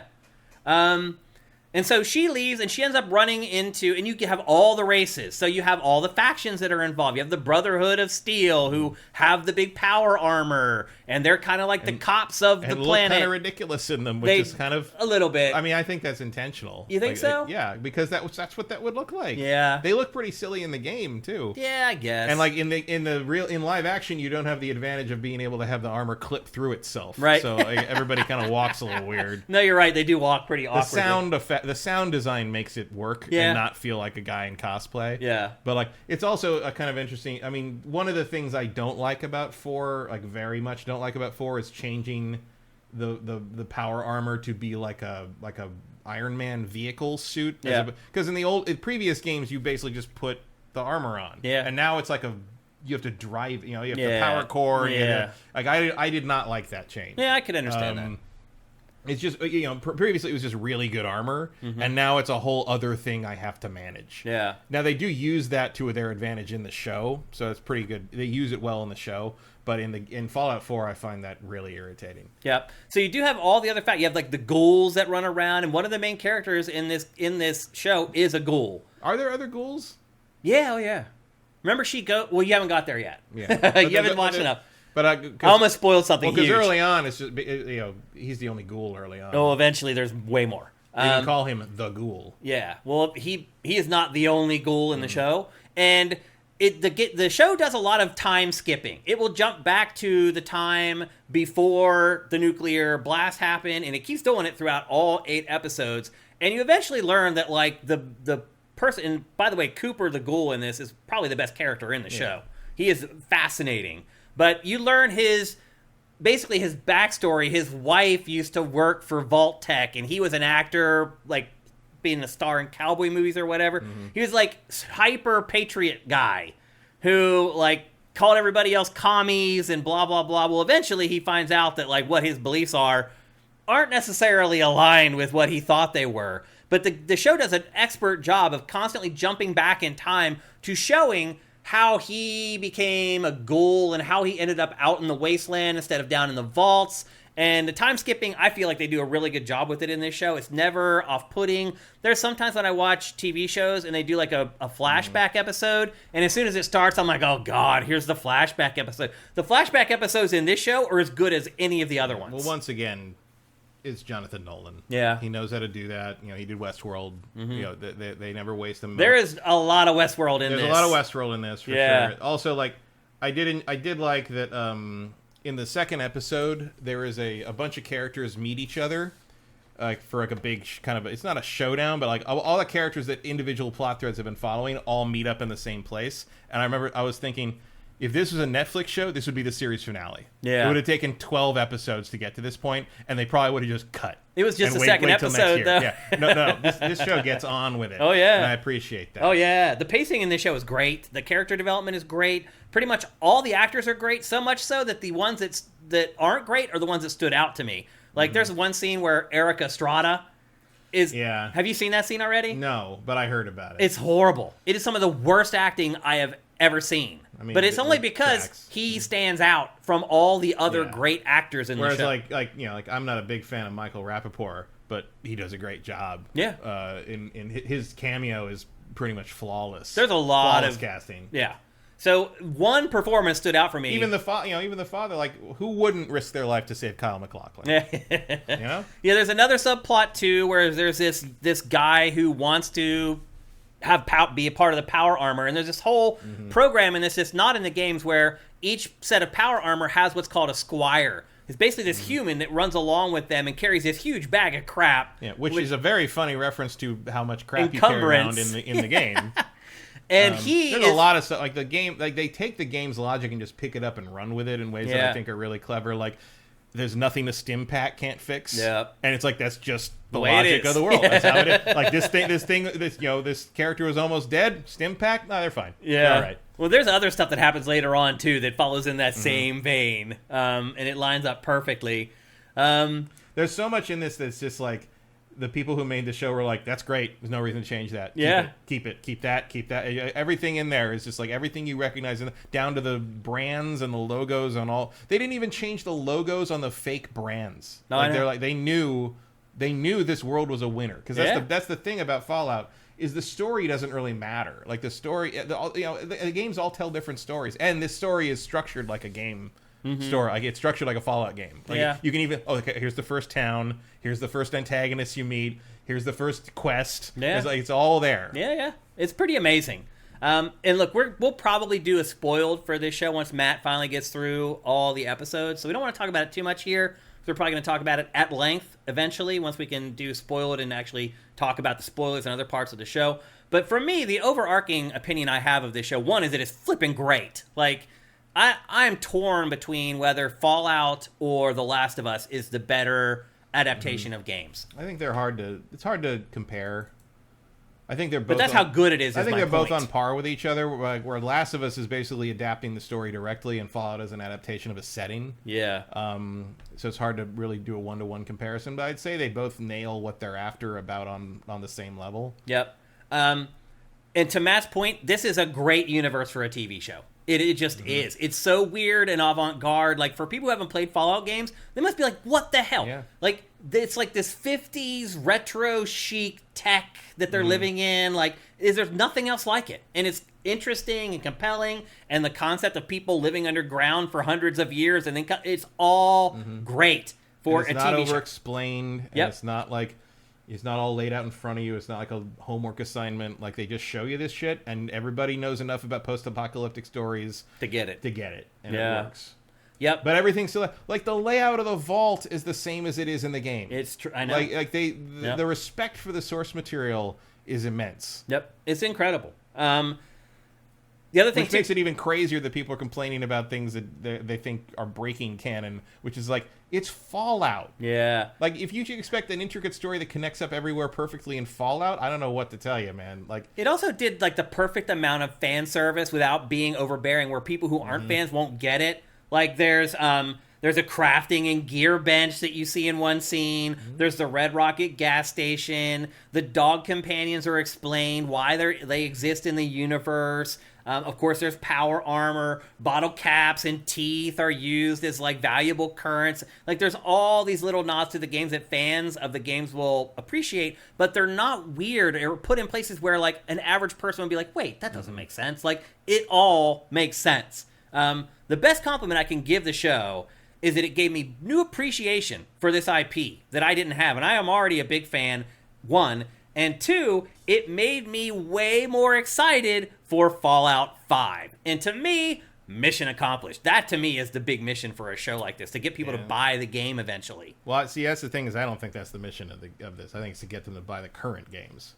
Because Fallout 5, which is working, Fallout 5 is a decade out. So I think it's more like get people to buy Fallout 4 and especially Fallout 76. And that seems to be exactly what's happening. Fallout 76 got a huge bump. Even Fallout Shelter got a bump. Shelter got a bump. 4 got a bump. New Vegas got a bump. Like, everything, really. Yeah. And people going on saying, like, where should I start? What should I start playing this game with? And interesting to me, there's obviously a bunch of people saying New Vegas. I think that's wrong. I would probably say New Vegas is the best 3D Fallout game, but I would never throw someone into that off the bat if they've never played Fallout before. Honestly, I think you start... It depends how tolerant someone is of jank. If you can handle like an older game, I'd throw you in for Fallout 3. If you want a modern game, I'd say 76. Interesting. Over Fallout 4? 100%. Wow. Okay. 100%. Like, Fallout 4 is boring. I really liked it, but... I know, but it's just... Also, one of Fallout 4's issues is it's not going to feel like the show, because the Commonwealth wasteland, and I use that word loosely, is too built up. No, you're kind of right, actually. It doesn't match. Like, Boston wasn't really touched by the nukes, and it's like there's a little too much society happening. Yeah. I think... Yeah, because this show is, like, literally, like, raised Earth. Like, everything... I mean, setting it back in California... There's nothing left. For sure. Yeah.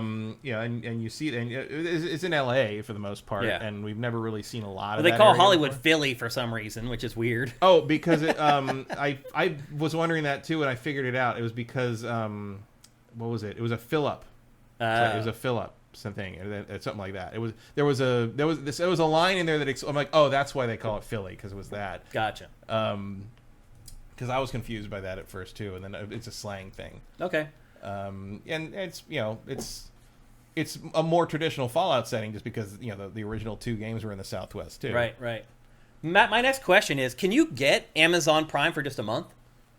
Probably. I don't know. I always get the annual subscription, but I'll just say this show is good enough. I think it's worth getting Amazon Prime for a month to watch it.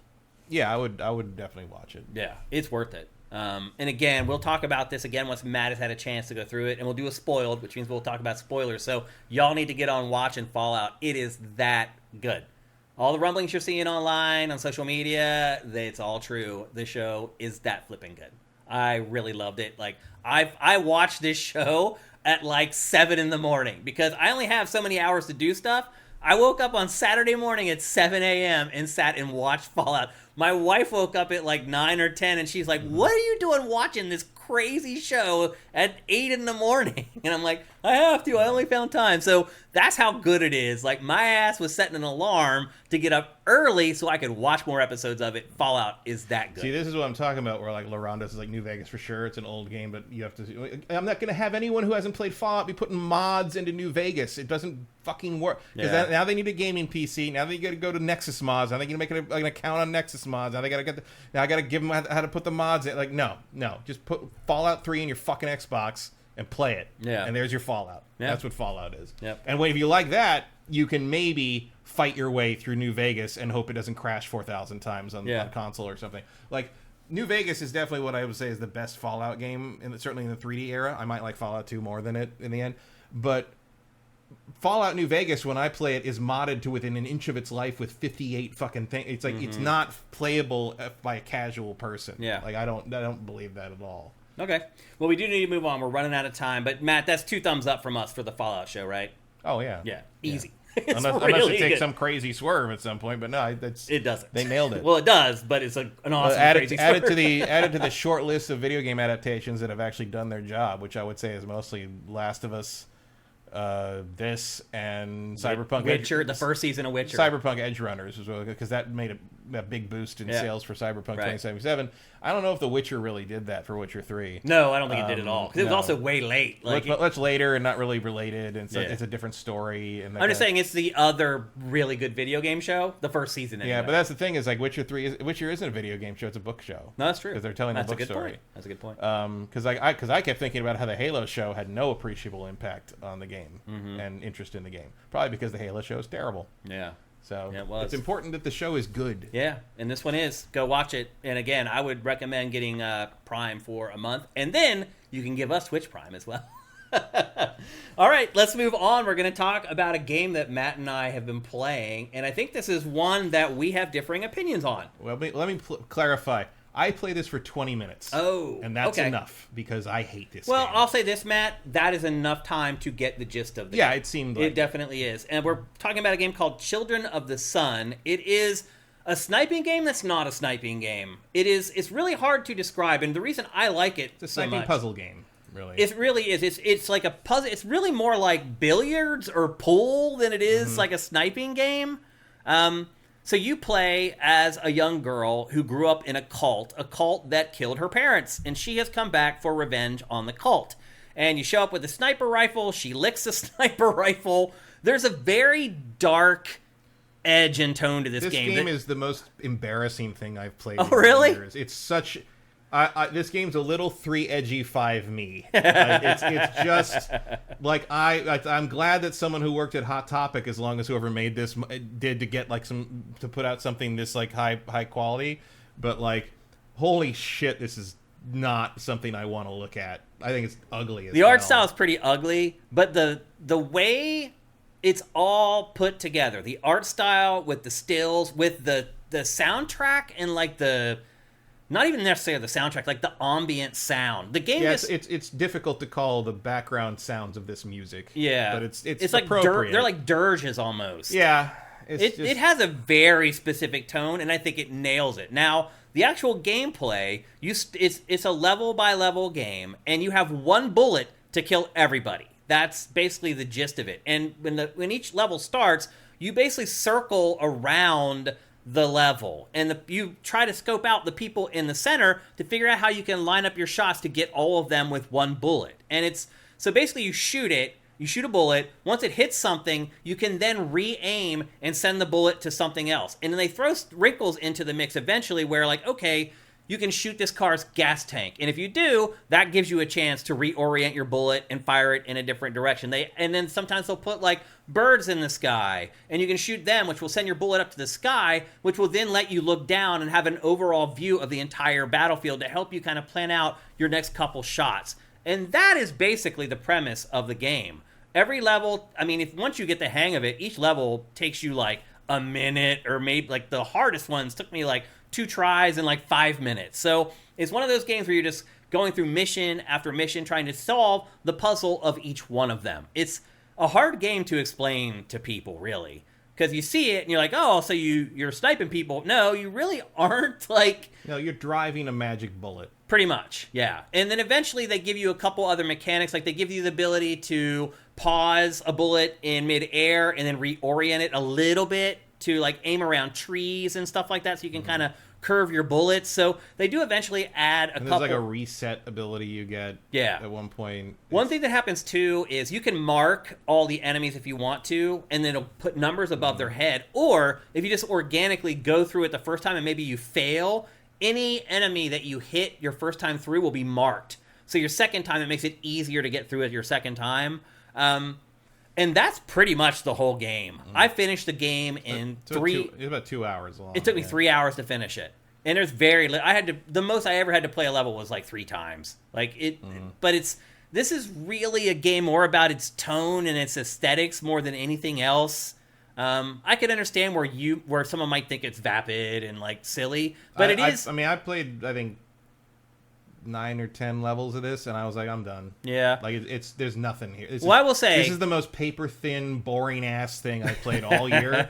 And like, there's a point at which I'm like, this is it. This is just it. This is. That's like, it. I cannot express to you how uninterested I am in solving quote unquote the quote unquote puzzles in this quote-unquote game. Yeah. It is garbage. This is made by one person. Yeah, I mean... Which is kind of amazing, actually. Oh, yeah, I mean, it's an achievement for sure in that regard, but oh my god, I don't care. And, like, everyone is losing their fucking mind about this game in the industry. They? Yeah, I didn't see that. It's the most highly praised indie game of the year so far. Wow, I didn't know that. Like, I wouldn't go that far. This thing's going to be in the Game of the Year really? conversation. I guarantee you. Wait until the end. This is absolutely going to be nominated for Indie Game of the Year at the Game Awards. It might even get in the Game of the Year. I wouldn't go that far anywhere. I wouldn't even go to that neighborhood. I wouldn't even go to that state. I did enjoy parts of it. And again, I think the tone and the aesthetics of the game are more memorable than actually playing the game. So you can see, like, after you finish a level, it shows you the path of your bullet to show you, like, the shape that you made to go through the level. And as you get into the harder levels, like, those become way more elaborate because they'll start putting, like, groups of enemies apart from each other. And you have to figure out, like, how can I link the two groups together? And a lot of times, to do that, you use what I mentioned earlier, the birds in the sky or the gas tank on a car sitting there. There's always tools there to let you link those areas together. And that's pretty much the entire crux of the game. It is very simple, and sometimes Otaku clings on to something like that, something that's very simple and, like, not very complicated.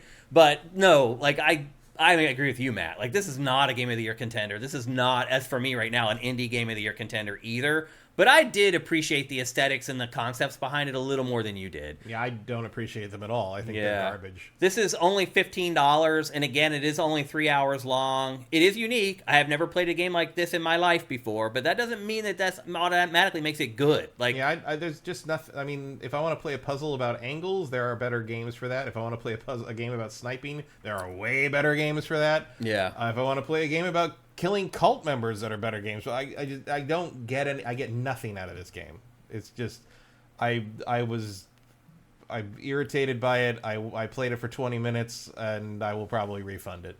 I have no need for this in my library. I will say this: as you play longer and they add those couple mechanics, it does make. I saw that. I read the manual. Okay. And saw probably because I was curious who some of these people were, because they explain nothing about anything. Yeah. Which they still don't really explain it, but they talk about the abilities you get in the future, and okay, sure. But no, it makes it more involving. It's the puzzle solving, more involving. No but the main concept does stay mostly the same. Yeah, no interest, and I find every aesthetic element of it to be repulsive. So yeah, no. I like most of it more than you did. But still, it's not like a game of the, in my mind, not a game of the year contender or even indie game of the year. But if you are someone who likes to check out new concepts, the only reason it wouldn't be in that conversation is because it's too soon in the year. Yeah, like if this came out in November, this would be nominated for a bunch of shit. Promise. 100%. We'll see when it all shakes out at the end. But it is only $15. So if you're somebody who does like new concepts in video games or likes to try things you haven't tried before, it is that. But it's not that involved. What you've been seeing in the B-roll, that's the game. That's pretty much the entirety of it. And it is very short. Just slowly rotating until your stupid crosshairs gets on another stupid guy's head. And maybe you match up for the time. Maybe you get there in time to have the multiplier work, but probably not. Yeah. And then you get a score thing, and it doesn't actually make any sense what you got lost points for or gain points for. No, I agree with that. I had no idea how the scoring worked. I had no idea what any of that's supposed to mean. I routinely scored somewhere around 1,500 on the leaderboard. I never got any higher than that. Yeah. So, and sometimes I ended up in the 9,000s range, and I don't know why that happened. It's like, okay, I could not possibly care less. I'll say this. I am surprised to hear that this game is getting... I don't know how I missed it. Because the reviews weren't that great. Like, the reviews are kind of mixed. They're like low 80s, I think. But like there were reviews where they didn't like it, though. Like, where literally the editor was like, no, this is just like a throwaway piece of whatever. Like, it's all style and no substance. And agreed. That is definitely one of those games. It's more style than substance, for sure. Yeah. So there you go. That is Children of the Sun. It also, by the way, it's only available for PC. It will. I'm sure it'll come to consoles eventually. I can't imagine this not being on every Right now, it's only for PC, though. All right, let's move on. Put that on VR and make everybody really sick. It does have a little bit of hot. Super hot. Super hot. It is somewhat like super, but super hot's fun. Super hot's better than this, for sure. And super hot didn't win Game of the Year either, so I don't know what they're talking about. All right, let's move on. Also, if you're going to give an indie game of the year, that's Balatro. Yeah. Yep. That's the best indie game of the year so far. Yep. Well, it's time for our New York Sneaker Society Sneaker of the Week. What's up, everyone? Shane here, and one thing you may not realize about me is that I am a total sneakerhead. That's right, I've been collecting Nike sneakers since the early 90s. My favorites are Air Max 95 and Air Max 97. Now, one thing that's different about me from your typical sneakerhead is that I actually wear the sneakers. And because of that, they can get dirty. And that is where New York Sneaker Society comes in. Using their advanced shoe cleaning products, I turned an old pair of Nikes that looked like this into this. With their cleaning products, your sneaker life can go from a year to 5 or more. I know that. I have shoes that are like 30 years old that I still wear because I've cleaned them. You can also lower your carbon footprint, by keeping your kicks looking fresh. For my daily drivers, I also appreciate New York Sneaker Society's Refresh Spray to keep them smelling great and staying crisp.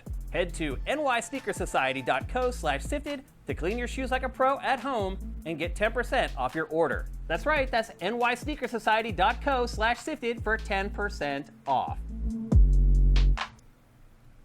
That's right, people. Go to nysneakersociety.co/sifted. Make sure you use that URL because you will get not 10%, 15% off if you use that URL. Again, it's nysneakersociety.co/sifted, SIFTD, to get 15% off your order. The cool thing about New York Sneaker Society is they have packages for everybody. They have big packages where you can get stuff where you clean your shoes and then you can protect them so that they don't get dirty earlier. Or you can just buy the kit where you just clean them, and those run for about $15. Again, go to nysneakersociety.co/sifted. Make sure you use that URL to get 15% off your order. And our sneaker of the week here on GameFace, we kind of ruined the surprise a little bit earlier, is another indie game that people have been really talking about. And it's a game called Botany Manor. Matt, I played this a little bit last night, and I'll say this, I was a little surprised at it. Like, that so many people are gushing over it. It reminds me of, like, The Witness. Yep, definitely has a Witness vibe. Yeah.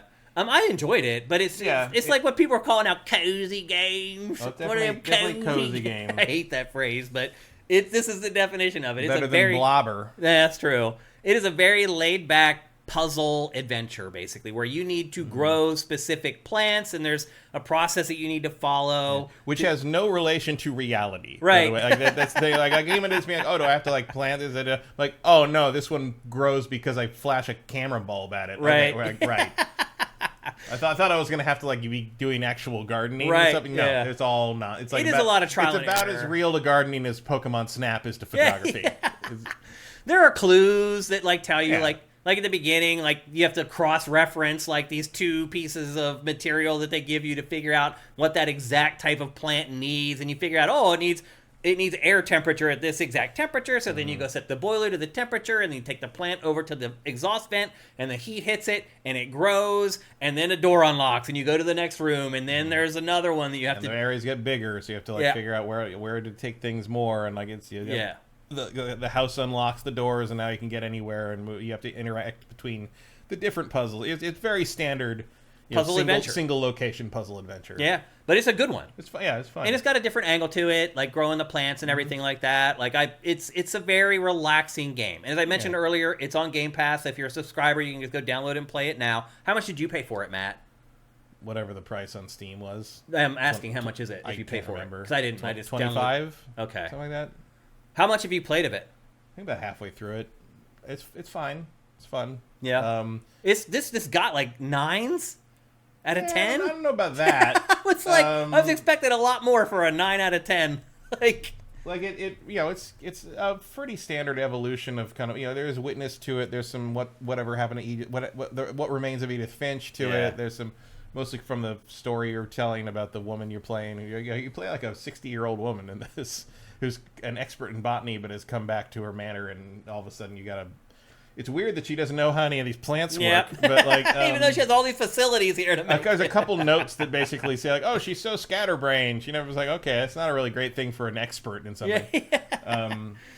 Also, I enjoy that it takes place in like 1890, so there's like a bunch of like her like having to fight through the sexism of the time. And like to the point that I love that there's a rejection letter from when she tried to go to college. Oh, right. As a PA. It's in the kindling. So you've had that rejection letter in the kindling for like 40 years. Didn't bring yourself to burn it, apparently. Just waiting for the day you get real mad enough to burn that one. Yeah.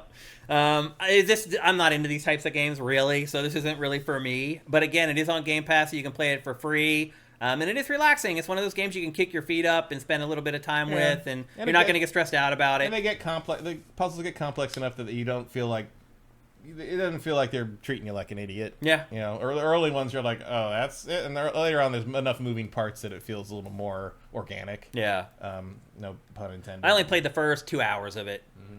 So I got into like the manor and made it pretty much most of the way through the manor, and that's where I stopped. But it was okay. I'm just surprised that the review scores for it are so high. It's really kind of shocking, but yeah, it's got charm to it, and it is accomplishing what it's trying to do without pretty much any flaws. I would say so. It's like it's not maybe the most ambitious thing in the world, but it is an excellent example of execution done almost without fail. Yeah, like it's that you couldn't really make a better plant growing puzzle game influenced by the witness and What Remains of Edith Finch than this game. Well, people who like these types of games really like this one. So if you're one of those people, you should check it out, because I mean, games don't get 9s out of 10 for nothing. So that's all I'm saying. This is the sneaker of the week is all about a smaller game that's really creeping up the lexicon, and this is undoubtedly one of them. The only complaint I think I have is like when you gather the clues for things, then you look at their entry in the book.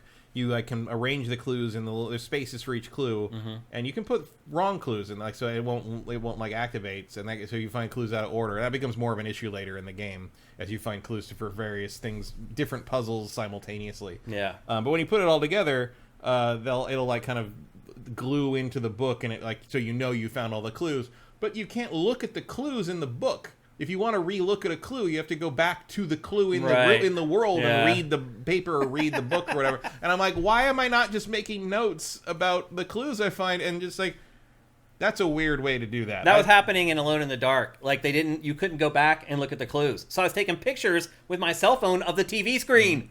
That's just bad design. You can go back and look at the clues in this, but you have to go back. And I'm just like, well, I don't want to walk all the way back to the other side. You also walk really slow in this game. Well, you can run. So. Oh, you can? Yeah. I didn't know that. Yeah. What button do you click to run? Oh, it's either a left bumper or click the stick. It's not click the stick. I think it's left bumper. I never found it. Interesting. Hold left bumper to run. So anyway, that is Botany Manor. It's available for everything? Just about. Yeah. Yeah, it's one of those indie games that's available for every platform. I mean, it's not super demanding. Yeah, and you're saying $20, $25 roughly? I feel like I paid $25 for it. I can't remember exactly. I bought that and Children of the Sun at the same time, and I don't remember what was what. Okay. Children of the Sun was $14.99. I don't remember what Botany Manor was. Okay. But there you go. That is our sneaker of the week. $24.99 on Steam. $25. Okay. It's our sneaker of the week for GameFace episode 384. I don't know if it's $25 worth. No. I might say 20. Based upon what I played, 20 would be max for me, but I only played the first 2 hours, so. But other people love it. But if the premise really interests you, then yeah, probably 25. 25 is not bad. Okay. But it is pretty short, seems like. All right. Well, we're running out of time, which means we have to immediately get to...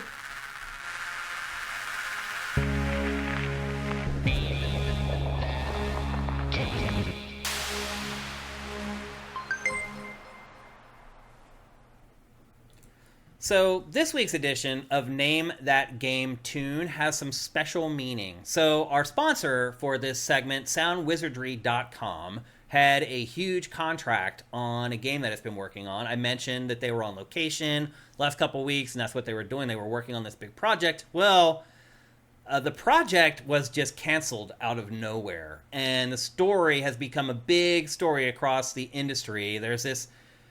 Should we mention his name? Should we mention his name? Should we go that far? Your show. Yeah, I guess I'll refrain from that. But basically what happened is a project that Sound Wizardry was working on was canceled unexpectedly. The person who pulled the trigger had closed a prior studio down the month before and then closed this one down. And just out of nowhere, everybody who was working on this huge project was just kicked off the project and their contracts were canceled. So and the whole company was shut down. And the whole company was shut down. I know several people who lost their jobs from that. What's the studio called again? It was called Possibility Space. Possibility Space, yeah. And so Sound Wizardry was working on a big game that they had been working on for a long time. The CEO subsequently sent out one of the shittiest shutdown emails I have ever seen. He said that they canceled the game because someone at the studio had leaked the game, and that had never happened. Had not happened. Whatever article was supposedly in process had not been published at all yet. And people I know, basically, who were there said, we couldn't have leaked anything because nobody really knew anything about the game because it was all compartmentalized so strong. Nobody knew what it was. Yeah. So it really sounds like some weird stuff was happening there, and I would not be at all surprised if we found out more through other means later. Yeah. The bottom line is that one of our sponsors lost a huge contract that it relied upon to pay its employees for the foreseeable future. And so Sound Wizardry has a huge opening in its schedule. It needs a new contract. So if you're somebody who is capable of hiring sound people to work on games or anything else that you're working on, now's the time to strike while the iron's hot. I've talked about this before, and as somebody who hires people, I think ultimately when it's all said and done, when you look at the hires that you've made, most of the time, the good hires that I've made, it turns out that the people were good people. They generally make the best employees. Now, obviously, Sound Wizardry's resume speaks for itself. They worked on multiple Game of the Year candidates last year. And same with the people that were at that company in general. That was a murderer's row of people. It was an all-star. Those resumes didn't read like resumes. They read like greatest hits collections. Yeah. And so, that's why we're here, to try to convince you to hire SoundWizardry.com. They have an opening right now. They are amazing at what they do. They are amazing people. Go to SoundWizardry.com, hire these people, give them their next gig. They deserve it. They've earned it, and they will make your project better. I guarantee it. And with that, let's get into Name That Game Tune. A couple things before we get going. First of all, the object of this game is I'm going to play 5 audio samples from a video game. You try to guess the name of that game before Matt Kyle guesses the name of the game. There's a couple things to keep in mind. If you've won this year, do not play. You can only win once every calendar year. So if you do win, you're not going to get the prizes, so don't play. Also, please don't play unless you're going to use a code for PC games, because if you win, you get a free PC game. If you're not going to play PC, or you don't play PC, or you don't know anybody who would play PC games, please don't play. Let somebody win the game who will actually use the code that we send out. And then the final thing is we put the chat into slow mode, meaning you can only send one chat every 60 seconds. So don't blow your chance at winning this on just spamming game titles into the chat, hoping that you guess the name of the game right. You're not going to win. I'm just telling you right now. So those are the ground rules. But most importantly, please go to soundwizardry.com and hire those people. They are amazing, and you will not regret it. All right, let's get everything up here for Name That Game. We got the chat ready to go. Matt, you got your headphones ready? Let me get the volume turned up in the headphones for you there so you can hear everything. Okay, the last couple weeks, I was terrible. You guys have guessed it on the first sample the last 2 weeks in a row. I'm hoping I can make it at least past the first one on this. Are you ready, Matt? Yeah. Are you all ready? Here comes the first sample for Name That Game tune in 3, 2, 1.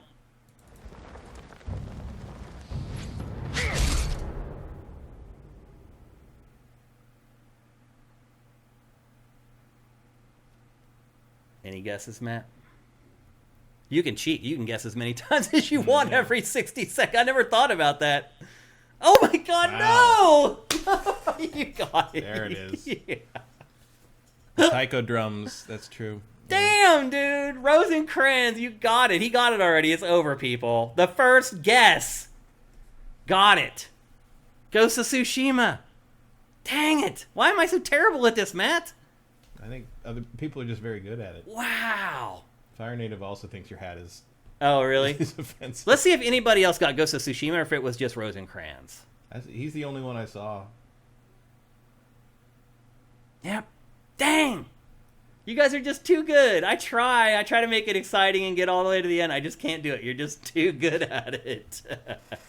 Awesome. Here's your round of applause, Rosencrantz. That's amazing, man. I really don't know how he got it from that one. I mean, you say it and it's obvious. Really? Yeah. Let me play it again. The taiko drums are like it's the Japanese. But it could have been any Japanese game. Like I knew that was in there, and I'm like, okay, this will clue them in that it's a Japanese game. Yeah, or if you say it, and I'm just like, yeah, I've heard that guy yell when you get kill him. It's crazy. Here's the second one.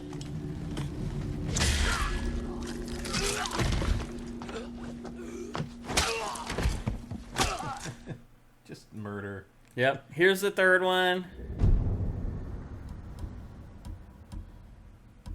I definitely would have gotten it on that one. Yeah. By the third one, I'm hoping you guys get it. Here's the fourth one.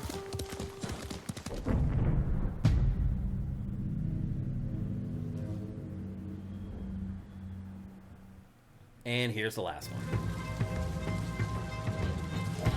Yeah, you're right. You gotta start picking stuff that's like PS2 shit no one's ever heard of. But then, like, nobody wins. It's a tightrope to walk. You think so? You constantly underestimate people's knowledge of this stuff. It's mind-blowing to me. It really is mind-blowing to me. You guys are just amazing. Back in the day, we had a thing where like this like chat room I was in back on AOL, and it was one of the guys. We had an email list, and he would send a random game. We would do contests. Sometimes I'd bring back swag from like various events, and I'd say like, I'll donate to this so we can send it out. Whoever wins. He would literally send out seconds of game music tracks, like 1 second. Yeah. And if someone got it, you got it. And the next day, if he did, he'd send out 2 seconds. And music's easier. People always music makes it easier. I don't know, but for me it does. Sound is not necessarily. Yeah. Like audio is the thing that's in your head all the time when you're playing these games, unless you turn it down, listen to podcasts or whatever. Yeah. But like, I mean, there's some. You want to make me get it every single time? Start putting some Apple IIe shit in there. Like, that's the stuff that burned into my brain forever. Yeah. So like, yeah, no sound is, and like you get, especially the people the age that watch this show. they're gonna know every PS1, PS2 game. Like, all right, we'll start getting more obscure then. We'll see how it goes. Get real weird. All right, we'll try it. We'll see how it goes. We'll see if we get to one where nobody gets it. See who can guess Rising Zan Samurai Gunman off one sound effect. There might be people who can do it. Probably are. Well, Rosencrantz, awesome job, man. You guys never fail to impress me every single time. We either do this version or we do the screenshot version. You guys always blow my mind with Name That Game. You guys are just awesome. Rosencrantz, you probably know this already, but you can send us a DM here at twitch.tv/SiftedGames, or you can send me a DM on Twitter at Dinfire. You can send Sifted a DM on Twitter at Sifted Games. You can send me a direct message on Sifted where I am at Shane. Find a way to get at me, and we'll get your free code out to you. By the way, these codes are provided by soundwizardry.com. Again, if you're hiring for any sort of game development, if you have any kind of sound work, please hit up soundwizardry.com. They have a hole in their schedule right now. They can fill you in right away and get you in and do amazing work for your project. And that's it for GameFace 384. Thanks to everybody in our chat. You guys were amazing, fact-checking us. Awesome at Name That Game, as always. You guys were great also during our report card segment for Xbox Series X and PlayStation 5. The show just wouldn't be the same without you. And we are here every Tuesday at 1 p.m. Pacific, 4 p.m. Eastern at twitch.tv/SiftedGames. And as I say, if you want to support us, head to patreon.com/Sifted. That's SIFTD. That is ideal. Supporting us permanently. And we can count on that money. It helps us manage our money a lot better if we know the money's coming in. If you don't have any money, just review the show on the podcast service that you're listening to it on. If you're watching on YouTube, like it, subscribe, ring the bell, all that stupid YouTube crap. But most importantly, share the show so new people can find it. Or if you are a subscriber for Amazon Prime, just go down below in the description and learn how to help us out with Twitch Prime. There's so many ways that you can help us, even if you have no money, and we appreciate all of it. So everybody have a great week. I think we might have at least 1 or 2 big games in next week's show. I think probably Uden Chronicles will go at the live least. by then. Yeah. So next week we should have more games, but I think the show was still pretty good. I had fun doing it, and hopefully you guys had a lot of fun watching it. We'll see you next Tuesday. GameFace is up and out.